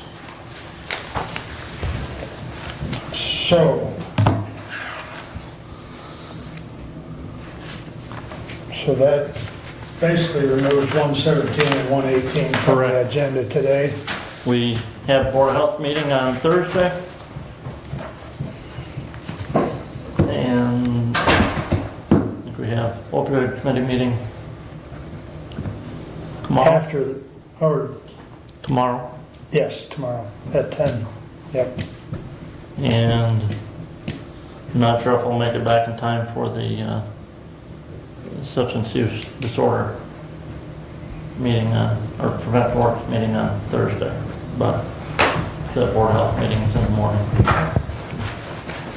If you cannot make it back and you would like me to attend, let me know and I will see if I can adjust my plate schedule. Anything else? That's it. Okay, thank you. You're done? Your turn, Steve. Well, you'll all be thrilled. I don't have a whole lot. October 31st, I had a Community Action Agency meeting in Adrian. On November 4th, I had a Board of Health Finance Committee. Apparently, the water softener at the Health Department building has failed. And we are looking for a little clarification on some of the proposals that we got. Okay, the wording's a little bit different. Basically, there was only two Right. that we got. Everybody's colored, so we're kind of, you know. So, A substantial difference between the two. yes, there is. And it's pretty much is what it is. I mean, you know, there's... Except the cheaper one didn't define who was gonna do the installation. They are. They are, Yeah, but we're the not. wording is not. That's the understanding. Let's put it that way. Yeah, okay, so I guess that we're gonna get some clarification on that and then bring it to the full board on Thursday that we have. We tried to get a third one, but it was just a repeat of, you know, what we already had. Right, right. Yeah. Okay, so I had that, and then in lieu of townships last night, I chose to attend the Veterans Hall of Valor Award Ceremony, as I said earlier, at the Howard Music Building at the college. And if you've never attended that meeting or that ceremony, I would highly recommend it. That is just top-notch stuff. They had excellent speakers come in, and I'm really glad I went to that meeting. And that's all I have, other than I will have Board of Health on Thursday and a few other meetings later on in the month. So, to comment on that, they inducted posthumously Deputy Bill Butler. Yes, they did. Yes, they did. With pretty much full honors, I believe. Yes. Yeah. So, and I gave that to you because I knew you would appreciate it. So, You want it back? No? Thank you. yours, Keith. All right. And with that, I'm done. All right, any questions for Steve?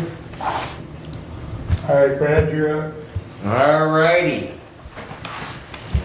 Bookmark here, let's start out with my action item. So 24-119 to the Honorable Board of Commissioners, we authorize the attached job description for an emergency management director, and I would move for adoption.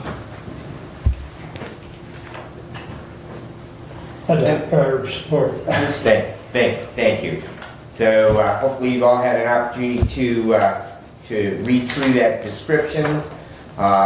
We have revised that job description, breaking that out as Director Whitaker, who served in that dual role, and his predecessor, Mr. Sanford, who had served in that role. The duties of that position have grown exponentially. They are significant, and so we felt that they needed updating, and I greatly appreciate my fellow commissioners in supporting making that a full-time position. I think that it is well warranted, and I am happy that we're able to get that updated. As we move forward, we did have another resolution on the 911 director position, but we believe that we need some additional changes to that as we move forward with the 800 megahertz system, especially in regards to some responsibilities with the state. So you will be seeing probably something on that probably in next year once we get fully involved in that project. But right now we're dealing with the EM director, and I would be happy to defer to Director Whitaker to answer any questions in regards to the preparation of the job description. What changed? Thomas? I think it's for clarification on a lot of our responsibilities that we are doing. Come on up to the podium, Tom. Based off the previous job description, it was very vague. This aligns us with other counties surrounding, such as Jackson, Livingston, Hingham, all the rest of the Wait a counties. minute, Jackson. Hingham, Livingston are not surrounding counties. They are within our emergency management region. So, Unfortunately, I don't have a copy of the old one for me to review to compare the differences. And this is not highlighted to reference what was the differences. If you'd like, we can provide that. I mean, pretty sure if I remember right, personnel committee's got both. It's just, yeah, well, it was some. yeah. And it, also here, there is not a,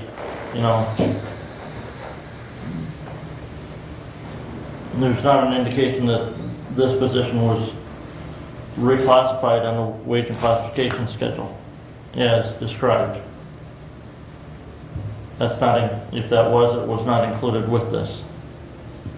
And Commissioner, to that, I will have, once we do have job description, then I will have a motion that will address that as a follow-up to this so that we can post the position, because we will need, the clock is ticking, Director Whitaker is done the end of the year, and so consequently that we do need to drive that out, probably to the State Emergency Managers Association, and to get this post advertised and allow the Personnel Committee to do some interviews and then make a recommendation to bring in, hopefully, more than one candidate, potentially for the full Board of Commissioners, then to make the final decision on hiring. Correct me if I'm wrong, Thomas, you did send us, or we worked together, I don't remember, but didn't we do a reclassification as far as using the... Yeah, I worked with Derek on that. Yeah. So we've got it, but it's not germane to the description. This is the job description. The other would be a motion or a resolution establishing the grade and step, and that becomes a resolution really for payroll.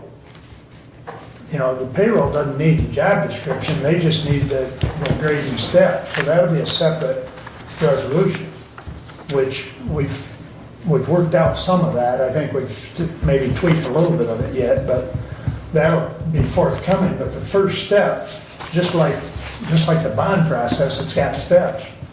We wanted to make sure we get the job description nailed down, so that's what we've brought forward.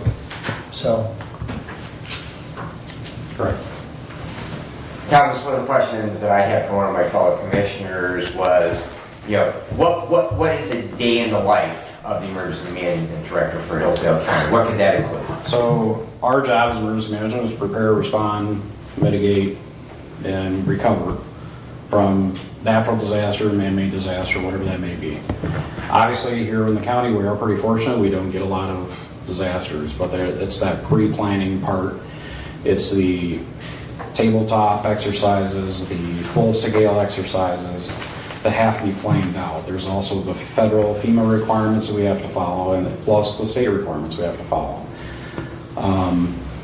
You know, those reporting mechanisms on, do we have plans for a cyber attack? Do we have plans for a pipeline explosion? Do we have plans for a tanker rollover that explodes on US 12 in the middle of the city of Jonesville? God forbid that happens. But we have to have those plans, and we have a very basic plan right now, but to do that, it takes a lot of time. It takes that effort for somebody to put in. You know, we have to have those blue sky conversations, is what we call them. So when the proverbial stuff hits the fan, we have those things in place, those contacts in place, dealing with different local vendors that are going to help us, those non-governmental organizations. The avenue to the state, I had Lieutenant Wolf here from the state earlier, so I was kind of hoping he could stick around, but Lieutenant Wolf is my direct contact to EMHSD at the state of Michigan. So like our ice storm, I submitted our local emergency local state of emergency through him to the state. So it's a multifaceted thing, and as Commissioner Leiner pointed out earlier about cyber, obviously we are in a very cyber attack state right now. Talking to IT, we were getting pinged multiple times on election day. You know, luckily the firewall did its job, nothing happened. But you take those incidences that we have to have a plan as a county to move forward and recover from those. Whatever that plan may look like, but that needs to involve the IT department, it needs to involve the county commissioners, it needs to involve our legal counsel. So to have all that in place, and that is a very time-consuming thing. And I think, to comment on that, Thomas, you know, I know you and I worked together as far as submitting a declaration of a countywide state of emergency during the ice storm. I believe there was another time with that windstorm or tornado, or I don't remember, but there's been a couple times where we've worked together. I know Thomas spent quite a few hours with the city because they were hit bad as far as the ice storm and the power outages. And so, you know, there's a lot of time spent doing the legwork to then submit, as you indicated, paperwork up the channels. Correct. So, but I guess before you is the job description that we've put together. We've already voted on an amendment to fund that to a full-time position. Is there further comment on the resolution that addresses the job description? As Brad indicated, this is, you know, step one to allow us to post it. I mean, we'll bring you step two, which is the scoring. So that obviously to be falls Go to ahead. this board, so. Say again? So that obviously falls to this board. Correct. As far as I'm concerned, so. Appreciate your help on it, Thomas. Thank you. Appreciate Roll it. call? Commissioner Benzing, Yes. Commissioner Leininger, No. Commissioner Ingalls, Yes. Commissioner Lanius, Yes. Commissioner Wiley. Yes, passes 4-1. Please continue, Brad. Thank you. I would move to post the position of Hillsdale County Emergency Management Director as a full-time opening at the level 12, step 1 rate. That's correct, right, Thomas? Yes, I believe so. 12-1.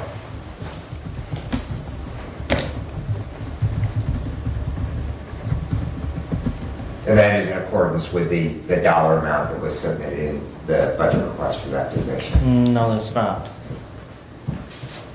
Because the budget request was submitted with the old figures in it.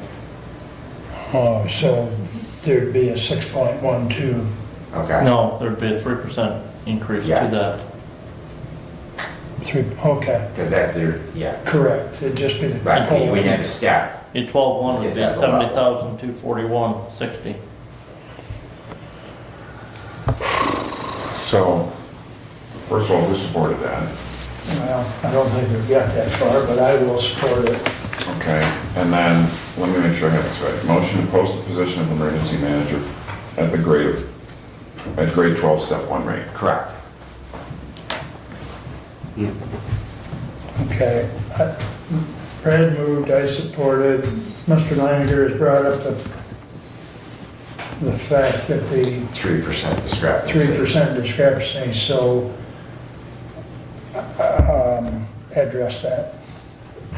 Or how do you want to address that? Well, if we approve 12-1, it'll by Automatically? default go to the budget committee. Okay. I concur with that thought. Further discussion on the request to post at grade 12, step 1. So the current position that we had was a combined 911 and emergency management position. And combined, that position graded at a grade 12 for Mr. Notley. Mm-hmm. We're splitting that into 2 positions. But yet you're telling me that this one is just a grade 12, what's the other one gonna be? They both would grade it the same. Like the grading that was submitted to management personnel, they both grade at a level 12. Obviously, Director Whitaker, because he's been with the county longer, he would be at step 2 because that is what all of our other employees will be at that have been there since prior to July of this year. They will get the next step increase. Right.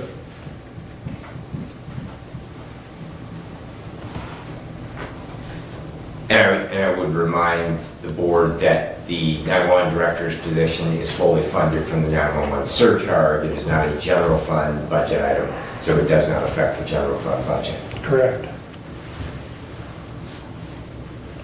Further discussion on the motion? Please read the motion that you have. Hey, Motion to post the position of emergency manager at the grade 12, step 1 rate.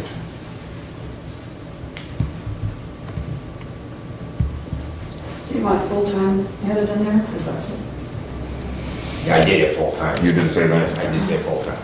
Thank you, Stephanie. Thank you.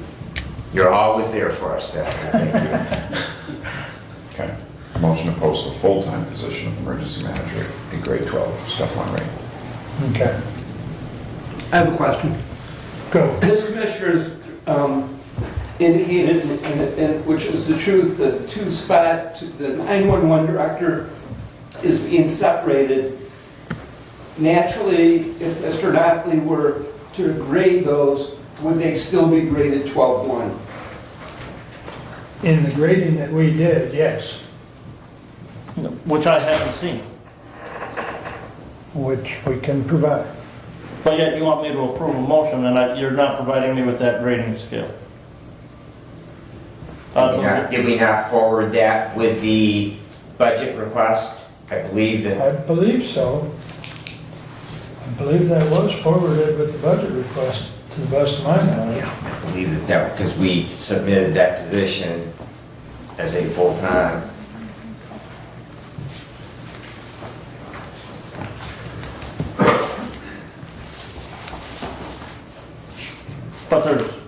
But we just approved changes to the job description that were not the job description the last time that was graded. No. No. We graded it with that job It description. was graded, the 911 director job was graded, and the emergency management director So position. you graded it with the job description that, prior to today, with the job description we just approved. Yes. We graded it with the assumption that they would pass. We all know what assumption means, but anyways. But that was the understanding of why it was graded as such, because of the duties that are involved in that position.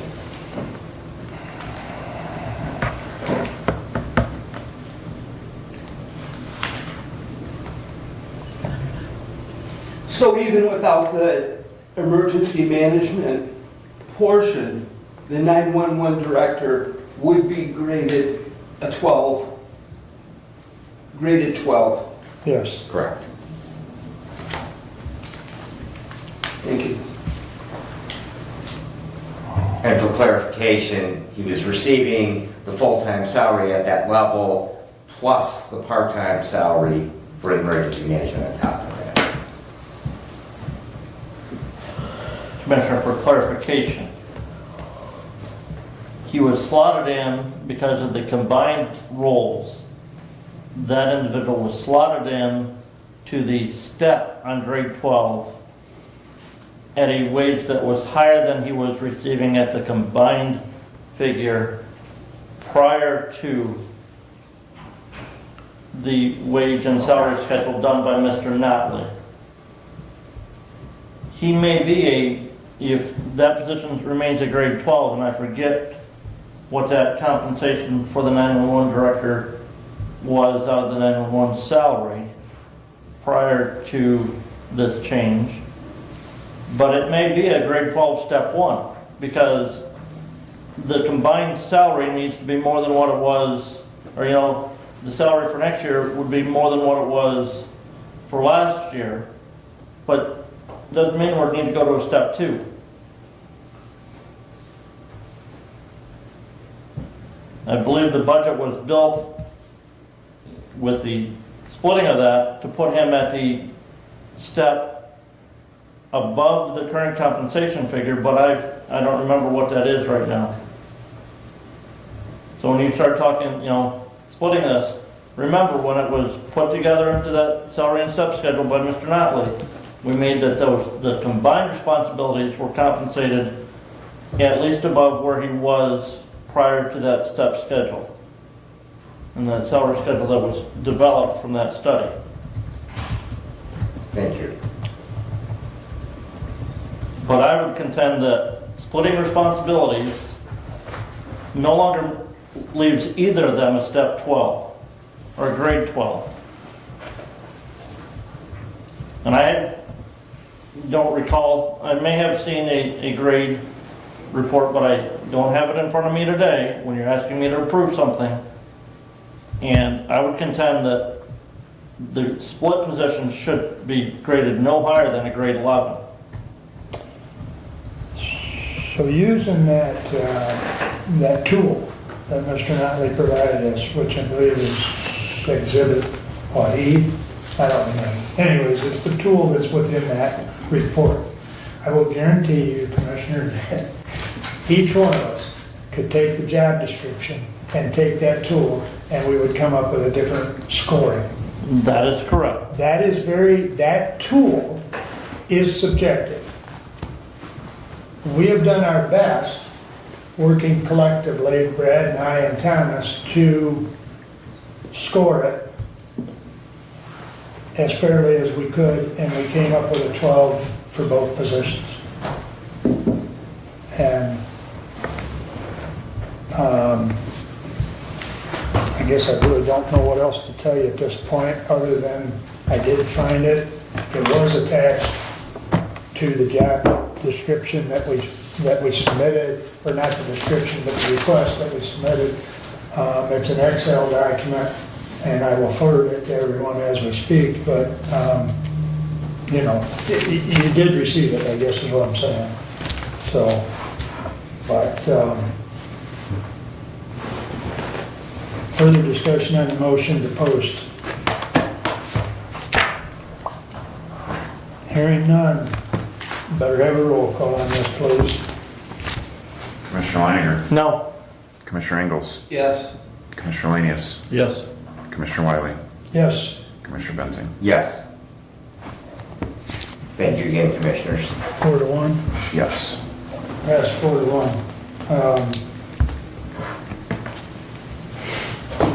Please continue. Thank you.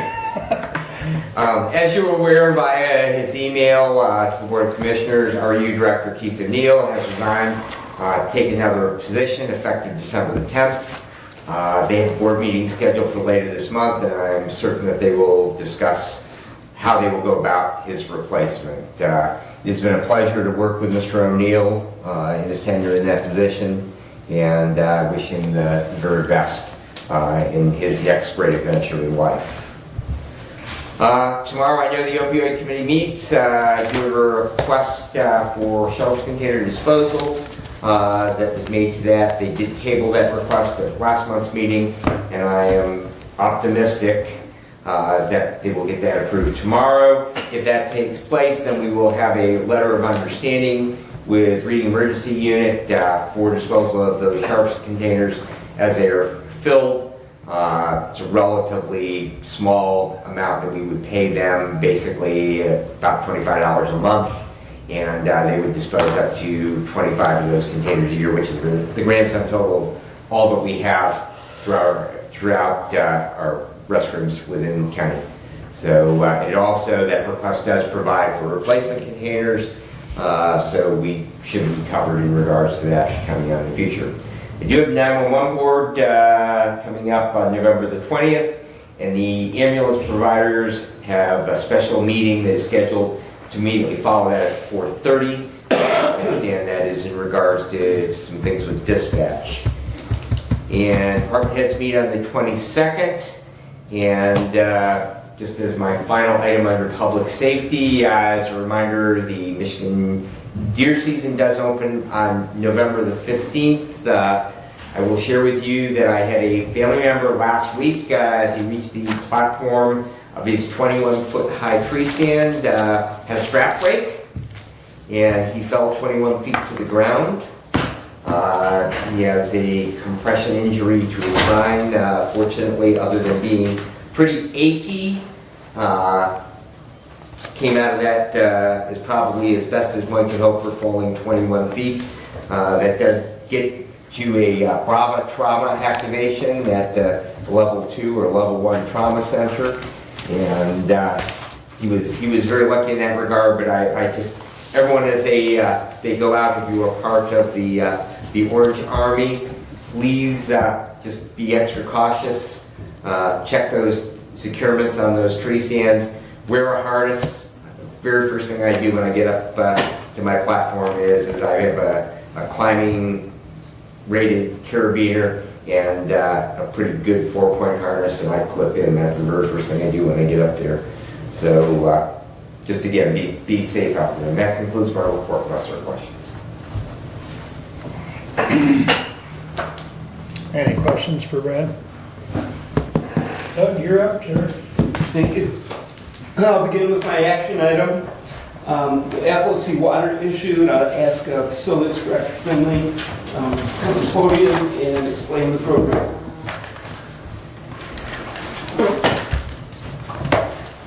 Well, after having quite a few contractors take a look, a lot of them backed away, didn't want to do anything with it. There's basically two ways to handle it. One is to dig on the outside and all the way down and put in a tile down there and then recoat the basement wall and then backfill it. The other option is to do a catch mechanism on the inside of the wall. In other words, there is a, more or less, for lack of a better word, there's a channel that goes all the way around the outside wall, and that catches any water that protrudes through the block. Now, it takes about 12,000 pounds of pressure to force through a cement block the water. And so there is a lot of pressure on that wall from the outside. So if you go to disturb it, you risk damaging the wall, which is very expensive if that happens. So by going around on the inside, you're taking away the pressure by allowing the water to go somewhere. So what they do is they actually put a channel in, drill a hole in, it's actually 2 holes in each one of the base blocks to let the water out to flow into the channel, and then it's pumped outside and gotten rid of that way. So that takes away all the pressure on the wall. And they tell me that, you know, that won't affect that wall at all by doing that. And that is by far a cheaper way and probably a lot safer way of doing it than digging the outside out. So the bids that we have is basically, we could only come up with one full bid on digging the outside, and we only could come up with one on the inside. So, like I said, most of the other contractors looked at it, either backed away or give us incomplete bids. So that's where we're at. And the Facilities Committee did meet. We had a presentation as well from Foundations Restoration. The Facilities Committee asked many questions about the process. There will be a 3 to 4 day interruption in order to jackhammer the floor and get that channel put in. After the presentation, the Facilities Committee is in agreement in principle with the proposal, thus we bring it to the Board of Commissioners. And in your packet, I would hope you've all looked at it, is the proposal. Yes. So, and as Doug indicated, the Facilities Committee did meet, and I was very much intrigued, or I guess intrigued is the word, as to the solution. And they've done this more than once, of course. It's a proven method. And to release the water out of the vertical column of blocks, and that's what he went on to explain why we're seeing water damage up above, is basically that channel, if you will, that's created by the blocks is full of water from the base upward. And so by drilling the holes at the bottom, you release that water out of that channel. Now, we do have something similar to that in place in the Lifeways building. It was before my time, but there is a system there that channels the water off the block and into a sump. And so it's been working there for years. So it's not a new technology, but it's a lot cheaper technology.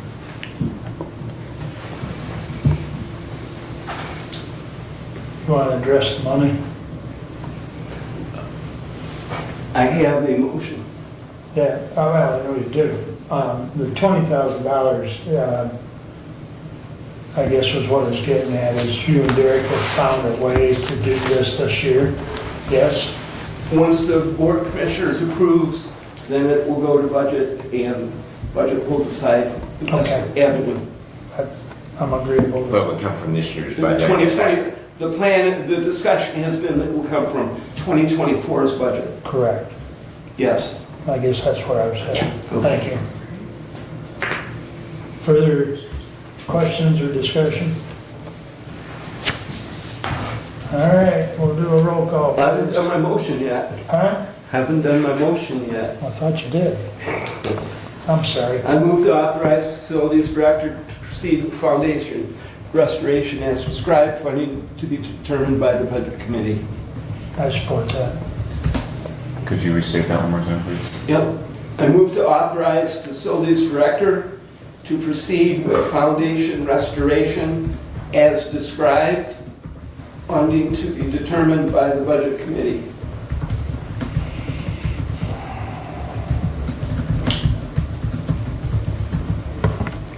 Who supported that? I did. I apologize. We were discussing so much, I thought we'd already got it on the floor. I'm sorry. Go ahead, Brad. Thank you, Mr. Chair. My only comment is we got to fix the problem. I mean, it's obvious from the pictures we saw from that building, we're having water infiltration, we got to fix it. I was really nervous about digging out the front of that, and landscaping and parking lot and all the other things that go along with that, because it'd probably have to be a long sloped hole with the depth of that. So I'm pretty happy that he came up with what is a less intrusive solution, but also a lot less expensive solution. And I still plan in the spring to go ahead and do some landscaping to change the angle of between the sidewalk and the building. There's a big wallow there, and I think we can probably help a little bit by doing some landscaping. I can't guarantee that, but you know, it needs to be done. But I do appreciate the efforts of the facility committee to come back with a second proposal, and Randy, your efforts to come up with a different proposal that was a lot less intrusive and a lot less expensive. So yes. My only comment is, I think we're spending $20,000 we're not sure we have to spend yet. Because when you get a transit out there and you put a stick on the sidewalk,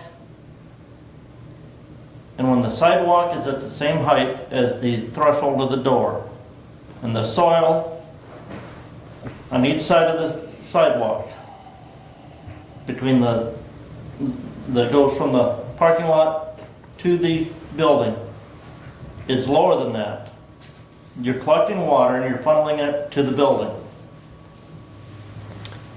And until you raise that level of that earth to get the water away from the building,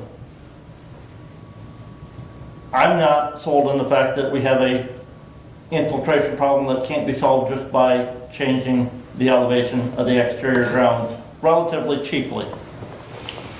Go ahead, Randy.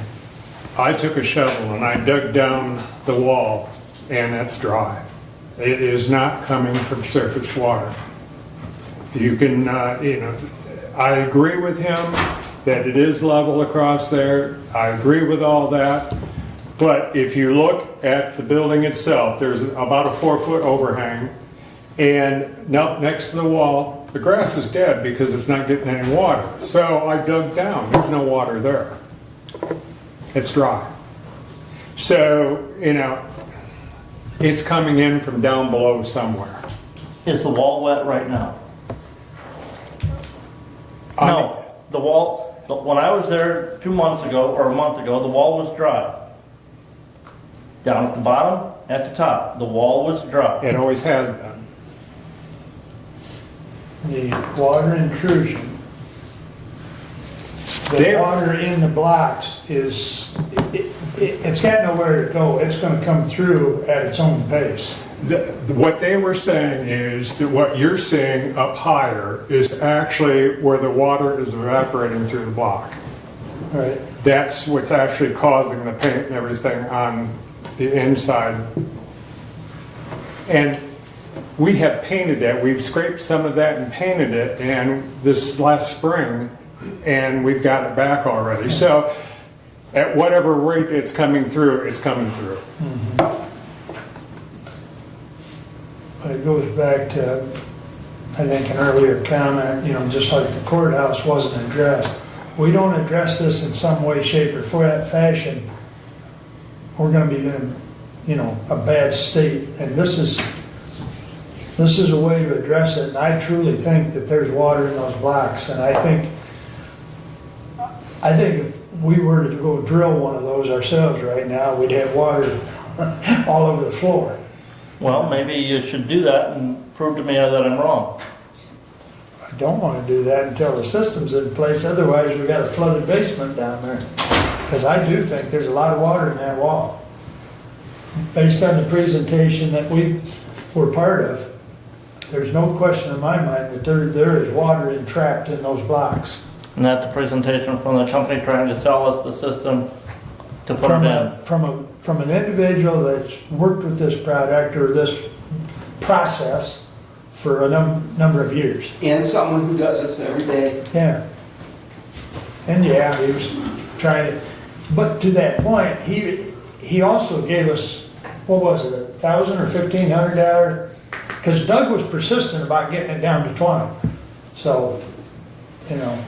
He also said you can dig out on the outside if you want to, but he said that's going to be a lot more money. Right.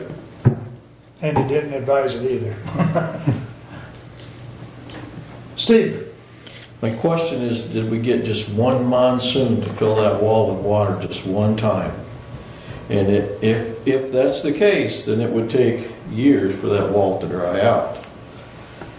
So historically, the wall hasn't done that. It's just It has in places, yes it has. Yeah. Okay, so. This has been unfortunately going on for what, 3-4 years? At least, and it's been located in one area, so I wasn't overly concerned about it, but now it's multiple areas. Yeah. So anyways, any more discussion, questions, comments? Roll call on the motion, please. Commissioner Ingles? Yes. Commissioner Lanius? Yes. Commissioner Wiley? Yes? Commissioner Benzing? Yes. Commissioner Leininger? No. I know it. No. Passes 4-1. We'll get our turn on this side to say no. Get him going, Randy. Or get it scheduled. We're a go. I'm sorry? I said we're a go. And let Commissioner Leininger know when you're gonna drill that pilot hole. Yeah. We can do that. We want him to be a little Dutch boy and stick his finger in that hole. That's right. Bring them on. All right, please continue, Doug. So I had several meetings, and in the effort to try and keep things moving along, commissioners, if you have any specific questions on committees that I attended, please let me know. I attended the road commission. Many items were discussed with managers' comments. I attended Michigan Works Southeast special meeting. They did lose their fiscal manager, resigning as of December 31. There could be comments or questions about that. I attended the MDOT Traffic Summit that was held at Hillsdale City Hall. A couple of highlights is that in the future, the road diet in Jonesville will be in 2026, road diet in Hillsdale in 2027, and another highlight, the Camden Bridge will be a 2-year job, and they do intend to construct a temporary bridge to reroute traffic as they do that replacement for Camden Bridge. Couple of items for materials management. I did meet with Jefferson Township officials. They will discuss their committee appointment at their meeting tonight. Commissioner Benzing will be in attendance there. I have received 2 applications for the city representative and forwarded those both to the committee with my recommendation as well. Ransom Township is expected to apply as the township representative, And Scipio Township has a transfer station as well. I was called by their township supervisor, and they are interested in the committee as well too. I will be making additional contact to fill remaining positions on the MMP committee, but things are starting to move and we're starting to get interest, and that is very positive. I had a phone call with Eagle regarding the materials management, and Amy Carana is our district representative. Explained to her some of the difficulties I'm having in filling slots as a rural community. She listened, encouraged me to keep making contacts. I described the concern about the timeline. She said, Doug, keep trying, extensions will be available. Also advised me and us not to hire anyone yet. We should write a job description and be prepared for the time when it is right to hire. There will be a moment when that's the right thing to do. Amy will convey the concerns that I brought to Eagle to Christina Miller, who is the MMP specialist, and so she will hear some of the rural challenges as compared to some of the city, challenges. Had a phone call with Matt regarding the MMP as well. Madeline from Steve Curry's office. She will take the concerns when she has her meetings with Eagle. They will attempt to adjust the statute to fix the holes in the program. Eagle did state that they're still working on details of the program, and since Eagle isn't quite prepared to have everything that we need to do, they aren't really enforcing what we do need to do, yet encouragement is to do what we can as we go. And that completes my report at this time. Have to answer questions about the traffic summit, road commission, and Michigan Works if you have any questions. Go ahead, Brett. Regional Planning Commission member. So there's a couple of thoughts on that. And that was one of the questions I had for Eagle. The Region 2 is our regional planning organization, and they are a pay-to-play organization. There may be options that we can consider. For example, each of our zoned communities, whether it be township or municipality, has a planning commission. It could be that one of those members could fill that slot. And I think that that is the case. They don't have to be a member of the Regional Planning Commission to fill that spot, because some of those local communities that have zoning and planning commissions also don't participate with Regional 2. Understood, and that's one of the rural challenges that I spoke about with Eagle, and she was sympathetic. So, do I know the direct answer to your question? No. Do I think that we will have some forgiveness? Yes. We don't have a compost facility licensed, state licensed compost facility in Hillsdale County either.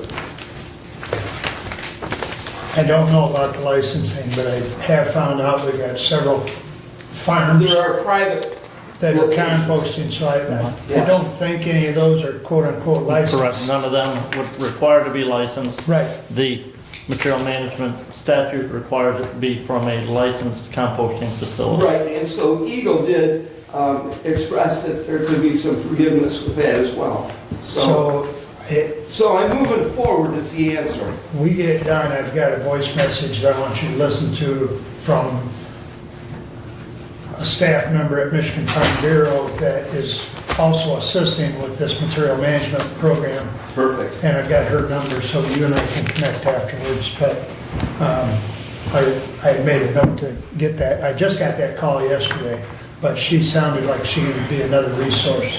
Yes. So I'm moving forward. The slats are starting to look like it's coming together, which is very optimistic. So I see you sent, there was probably 2 or 3 that you sent to personnel management. Do you want us to submit those to the board as... Whatever process you think is right. Well- I thought that type of committee appointment comes through personnel and management. It does. And so I sent that information. I also sent my recommendation with those 2 applications. Okay. Yeah, Brett and I can talk about that later, but we'll address that. So, I didn't know if you were wanting those done as we get them or all at once, or... If you could get them going, that would be helpful. Okay. we can Because do that helps when I speak with others that We'll start we're filling, starting- we'll start filling your Yeah. slots. Okay, very good. Anything else for Doug? Just, Say again? if we start filling those slots, we need to remember that those need to be set up on, I believe initially they're all a 5-year rotation. And they're not a rotation in the first go around. I think they're all a 5-year term Right. to Yeah. begin with. Right, I don't And then think there's they will- any, yeah, I think they're all 5-year, they're not, Rotational periods to begin Yeah. with. The Yeah. second round. right. And whatever slots we end up with will be forthcoming soon because the needle is moving. Well, I think with that said, I mean, we're building that committee, I think we'll, if it's acceptable to the board, personnel management will appoint those We'll make for a 5-year recommendations. term, Yeah, or we'll make recommendations for 5 yes. years. But we'll make the recommendation to the board to appoint them starting 1 January, and then the 5-year period begins. Is Okay, that sufficient to meet the deadline for Eagle, the next Yes. deadline? okay, very good. That gives us some guidance. All right, anything else?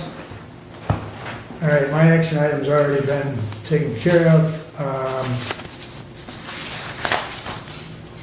It was my honor yesterday to be the MC at our Veterans Affairs, our Veterans Day ceremony. I don't know how many of you made, I know I saw Commissioner Ingles. Appreciate those that did come. The weather was not ideal, but we've had worse weather. So, and I want to thank Renee for all the work that she did as far as getting that put together, because without her assistance, that particular event would be a challenge. So,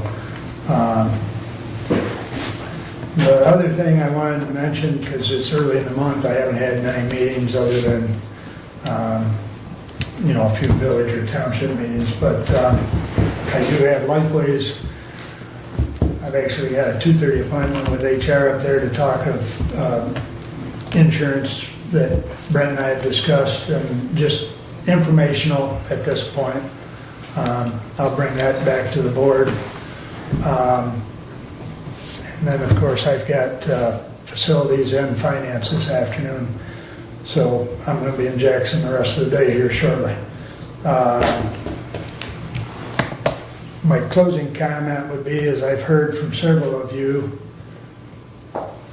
that we do our actions here, we do the best for the county, and we keep the county's interests in mind.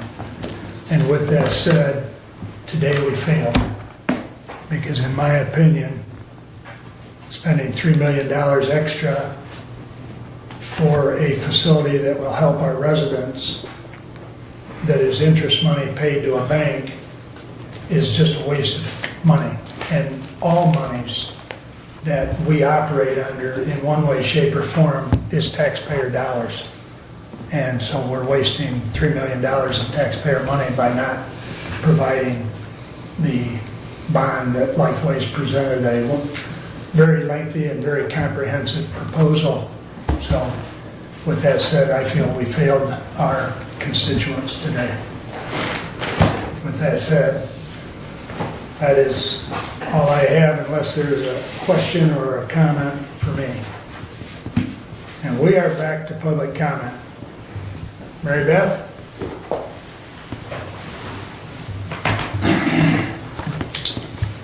So, I want to start off by saying today is 11/12. 14 years ago today. The reason why I do the work that I do is because I lost my children's father to suicide. And is what drives me. I'm disappointed about the vote today because it is about being able to create a center for this community to address the needs of this community. And for us to think that mental illness does not exist in this community is a failure for the people of this community. We've had a long-standing positive relationship with the county. And the request for a bond really was going to benefiting this community around having a facility to meet the needs. And it's also would save on the resources that the agency has to provide additional services to this community.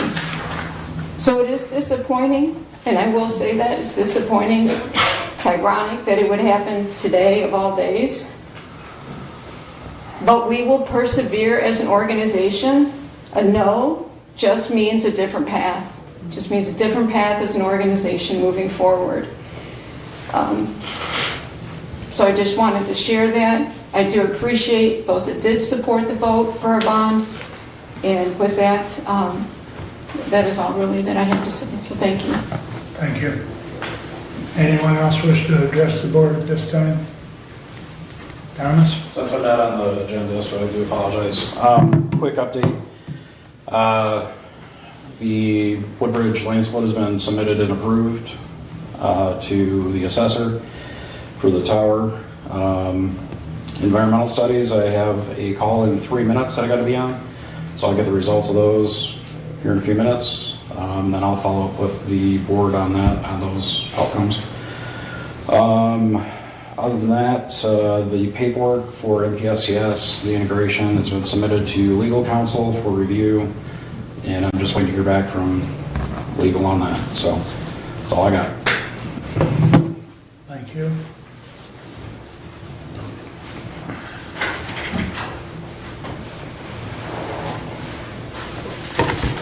I wasn't going to say this, but I appreciate what Mark Wiley said earlier and the support from this board for Lifeways moving forward. What I wasn't going to say was I was going to not share a personal story, reference mental health that I've experienced 10 years ago, pretty much to this day. My beautiful daughter was in high school. She was a cheerleader. She was the captain of her gymnastics team. And she, even though her father was a police chief in the community, suffered a horrific sexual assault that has scarred her entire life since. She became a shell of what she was and has for the last 10 years suffered with both depression and anxiety. And I know every single Christmas when we go up north to Gaylord, she's not coming. She's not leaving our house. Okay? She has a beautiful granddaughter. I have a beautiful granddaughter that she's blessed me with. But that is an example, with all due respect, and I have personal relationships with some of you here, that is who you failed today. I'd ask that you look in the mirror and ask, why does Jackson County have the facility they have? Why did they support a bond to help their community?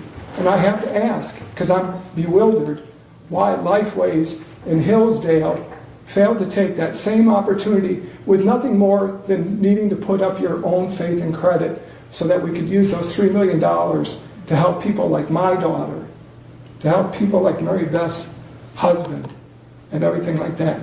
It is not a they problem, as I said earlier. This is 100% on everybody in government to provide these types of services. I told you I was very passionate about government's sole responsibility, or at least certainly their primary responsibility, is to provide services, safety, and the welfare for their community. I don't see how your interpretation of what we were asking for is anything more than, as she said, extremely frustrating. Thanks for your time. Thank you. Anyone else wish to address the board at this time? Cassie? Hi, my name is Cassie Watson. I am the Executive Director of Clinical Services at Lifeways. I'm also a Lenawee County resident, but I have worked in Jackson County for the majority of my life. I am a certified and nationally accredited nurse practitioner, and my clinical trials, my clinicals were done in Hillsdale County. So I'm also deeply tied to this community.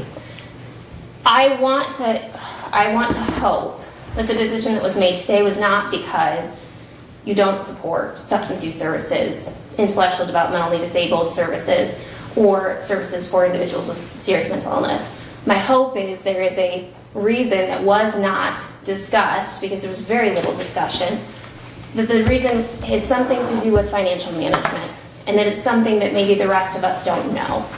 But I hope this is not a message to your community, which supported a mental health millage, that you don't support the services that we provide to highly vulnerable individuals, to individuals who have merit and have value in this community and provide in this community. They have jobs, they have resources, they have connections. You may love someone in this community that has a mental illness, that has a substance use disorder, that has an intellectual and developmental disability.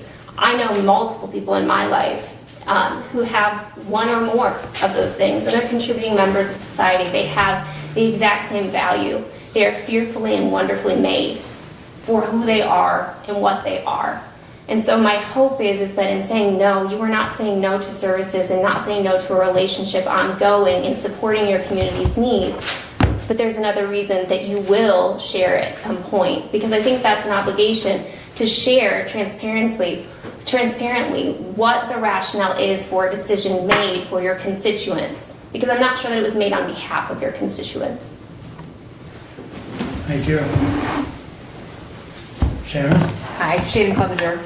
I'm the Chief Operating Officer at Lifeways. I have devoted my entire professional life to this group of individuals that we serve and support.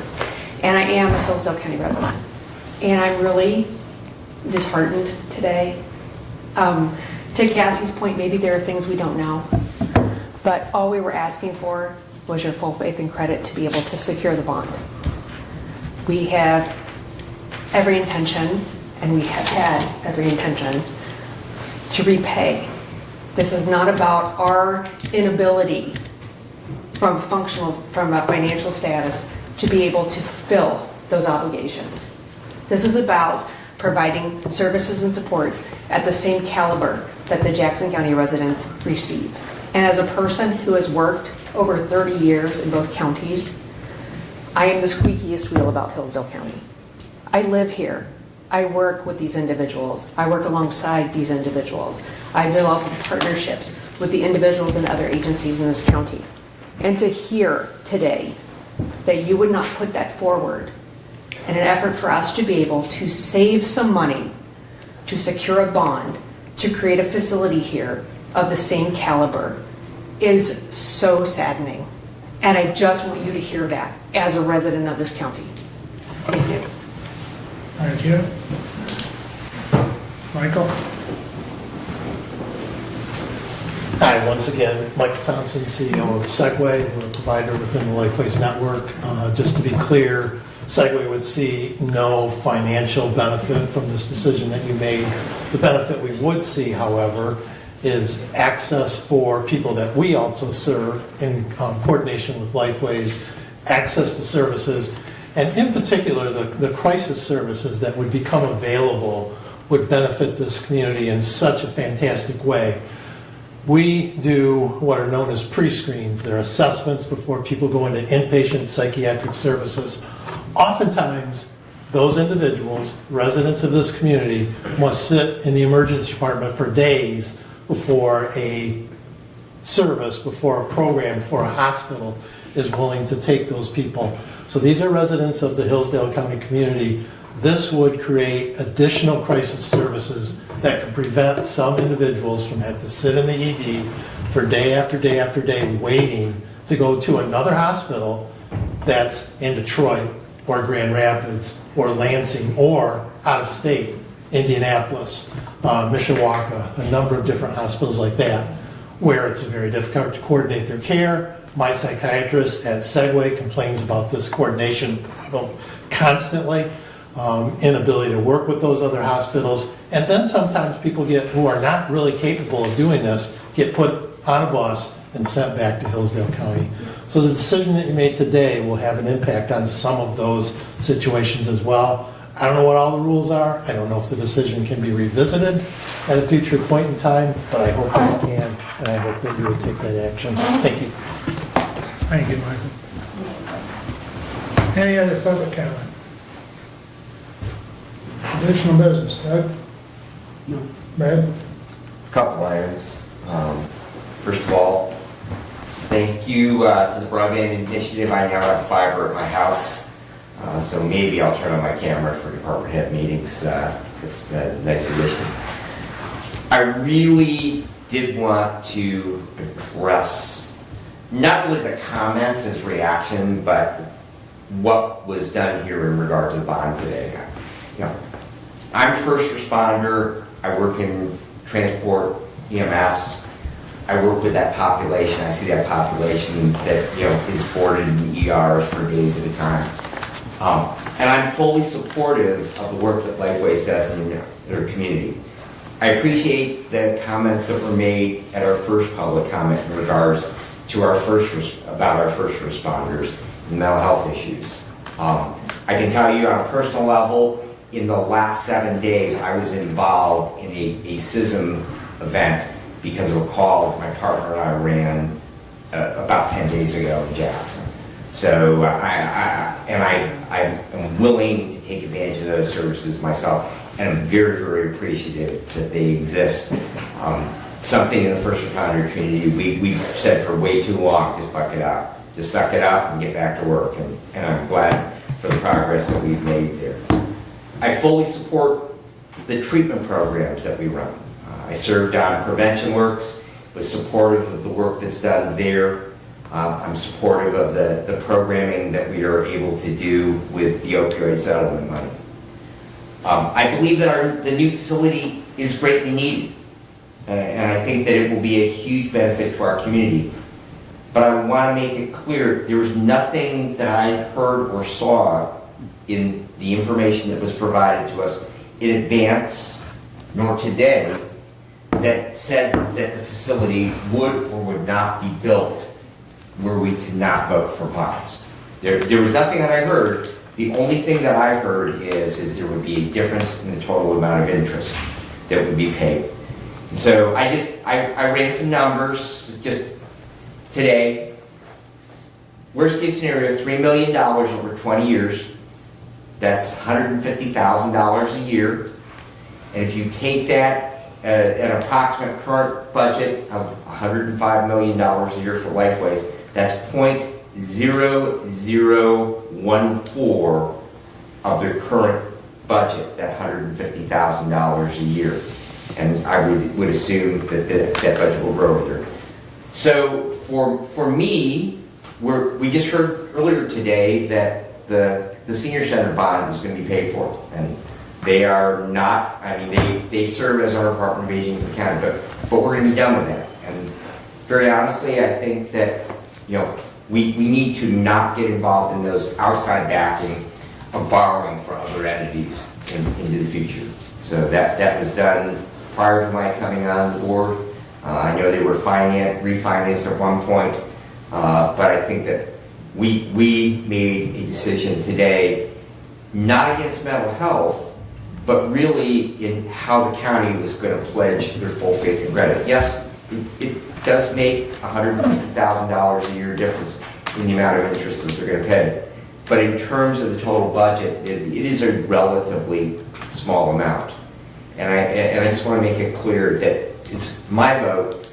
I can't speak for my fellow commissioner, but my vote was not against mental health services. It was not against the population that we serve. It was simply on the basis that I felt that the amount of dollars difference that Lifeways had, the financial resources to be able to make those payments, borrowing from the private entity. And the last thing that I have for you is I would like to make a motion that we be paid for a half day per diem and not a full day, since we have gone past the 1 o'clock hour. I'll support that.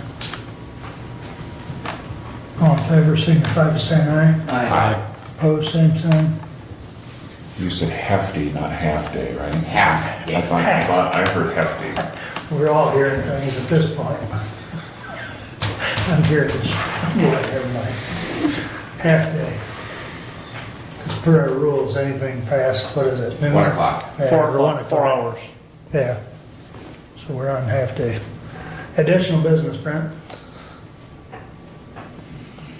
I, like Mark, am disappointed that we took the next step in moving forward.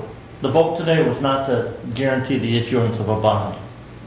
It was to take the next step to evaluate all those legal requirements that we would have to do should we then decide to issue a bond.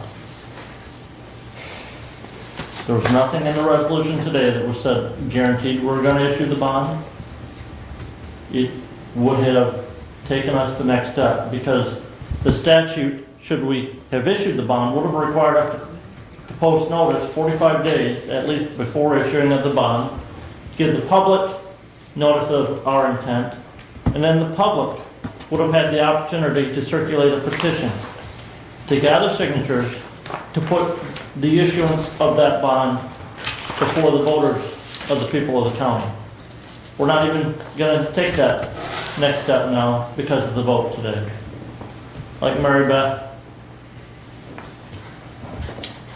like Mark, like maybe some of you, I had a family member who suffered from depression, ended up taking his own life. I had a family member, veteran, Gold Star father, suffer from bipolar disorder.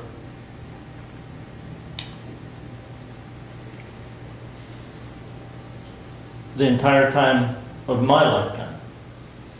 Mental health is something that needs treatment, needs care. We are an owner of Lifeways.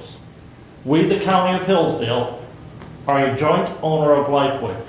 When we say, well, there's enough money in their budget to absorb that $150,000 over 20 years, that's us. That's the county. Because should we dissolve Lifeways, we get a portion of the entity. That's our company that we created jointly with Jackson County. So we're saying we're willing to pay $3 million more over the next 20 years as taxpayers. I don't think that's right to the taxpayers, because that $150,000, and I don't have an idea as to what the average cost is for Lifeways to treat one person, but if it's $10,000 per recipient of benefits, that's 15 additional people that could have received benefits annually from Lifeways for their mental care. The other thing is the Michigan House of Representatives Criminal Justice Committee had a meeting today at which they're considering multiple bills dealing with bail reform and release from jail for prospective individuals who break the law. Should that bail reform pass, we potentially have an impact to the county budget of lost revenue by not requiring bail to be paid before somebody is released. And if it's not required to be paid and they then abscond, they're no longer forfeiting that bail. So something to be aware of. And we are in the lame duck session. Steve, additional business? Just as we enter into the Thanksgiving season and the Christmas holiday season, I just pray that everybody would be thankful for what you have. Be thankful we're a good country, potentially getting better all the time. And just continue praying for our county, our state, and our government. That's all I have. Okay. I've had my say, so we stand adjourned. All I can hear is my stomach. That was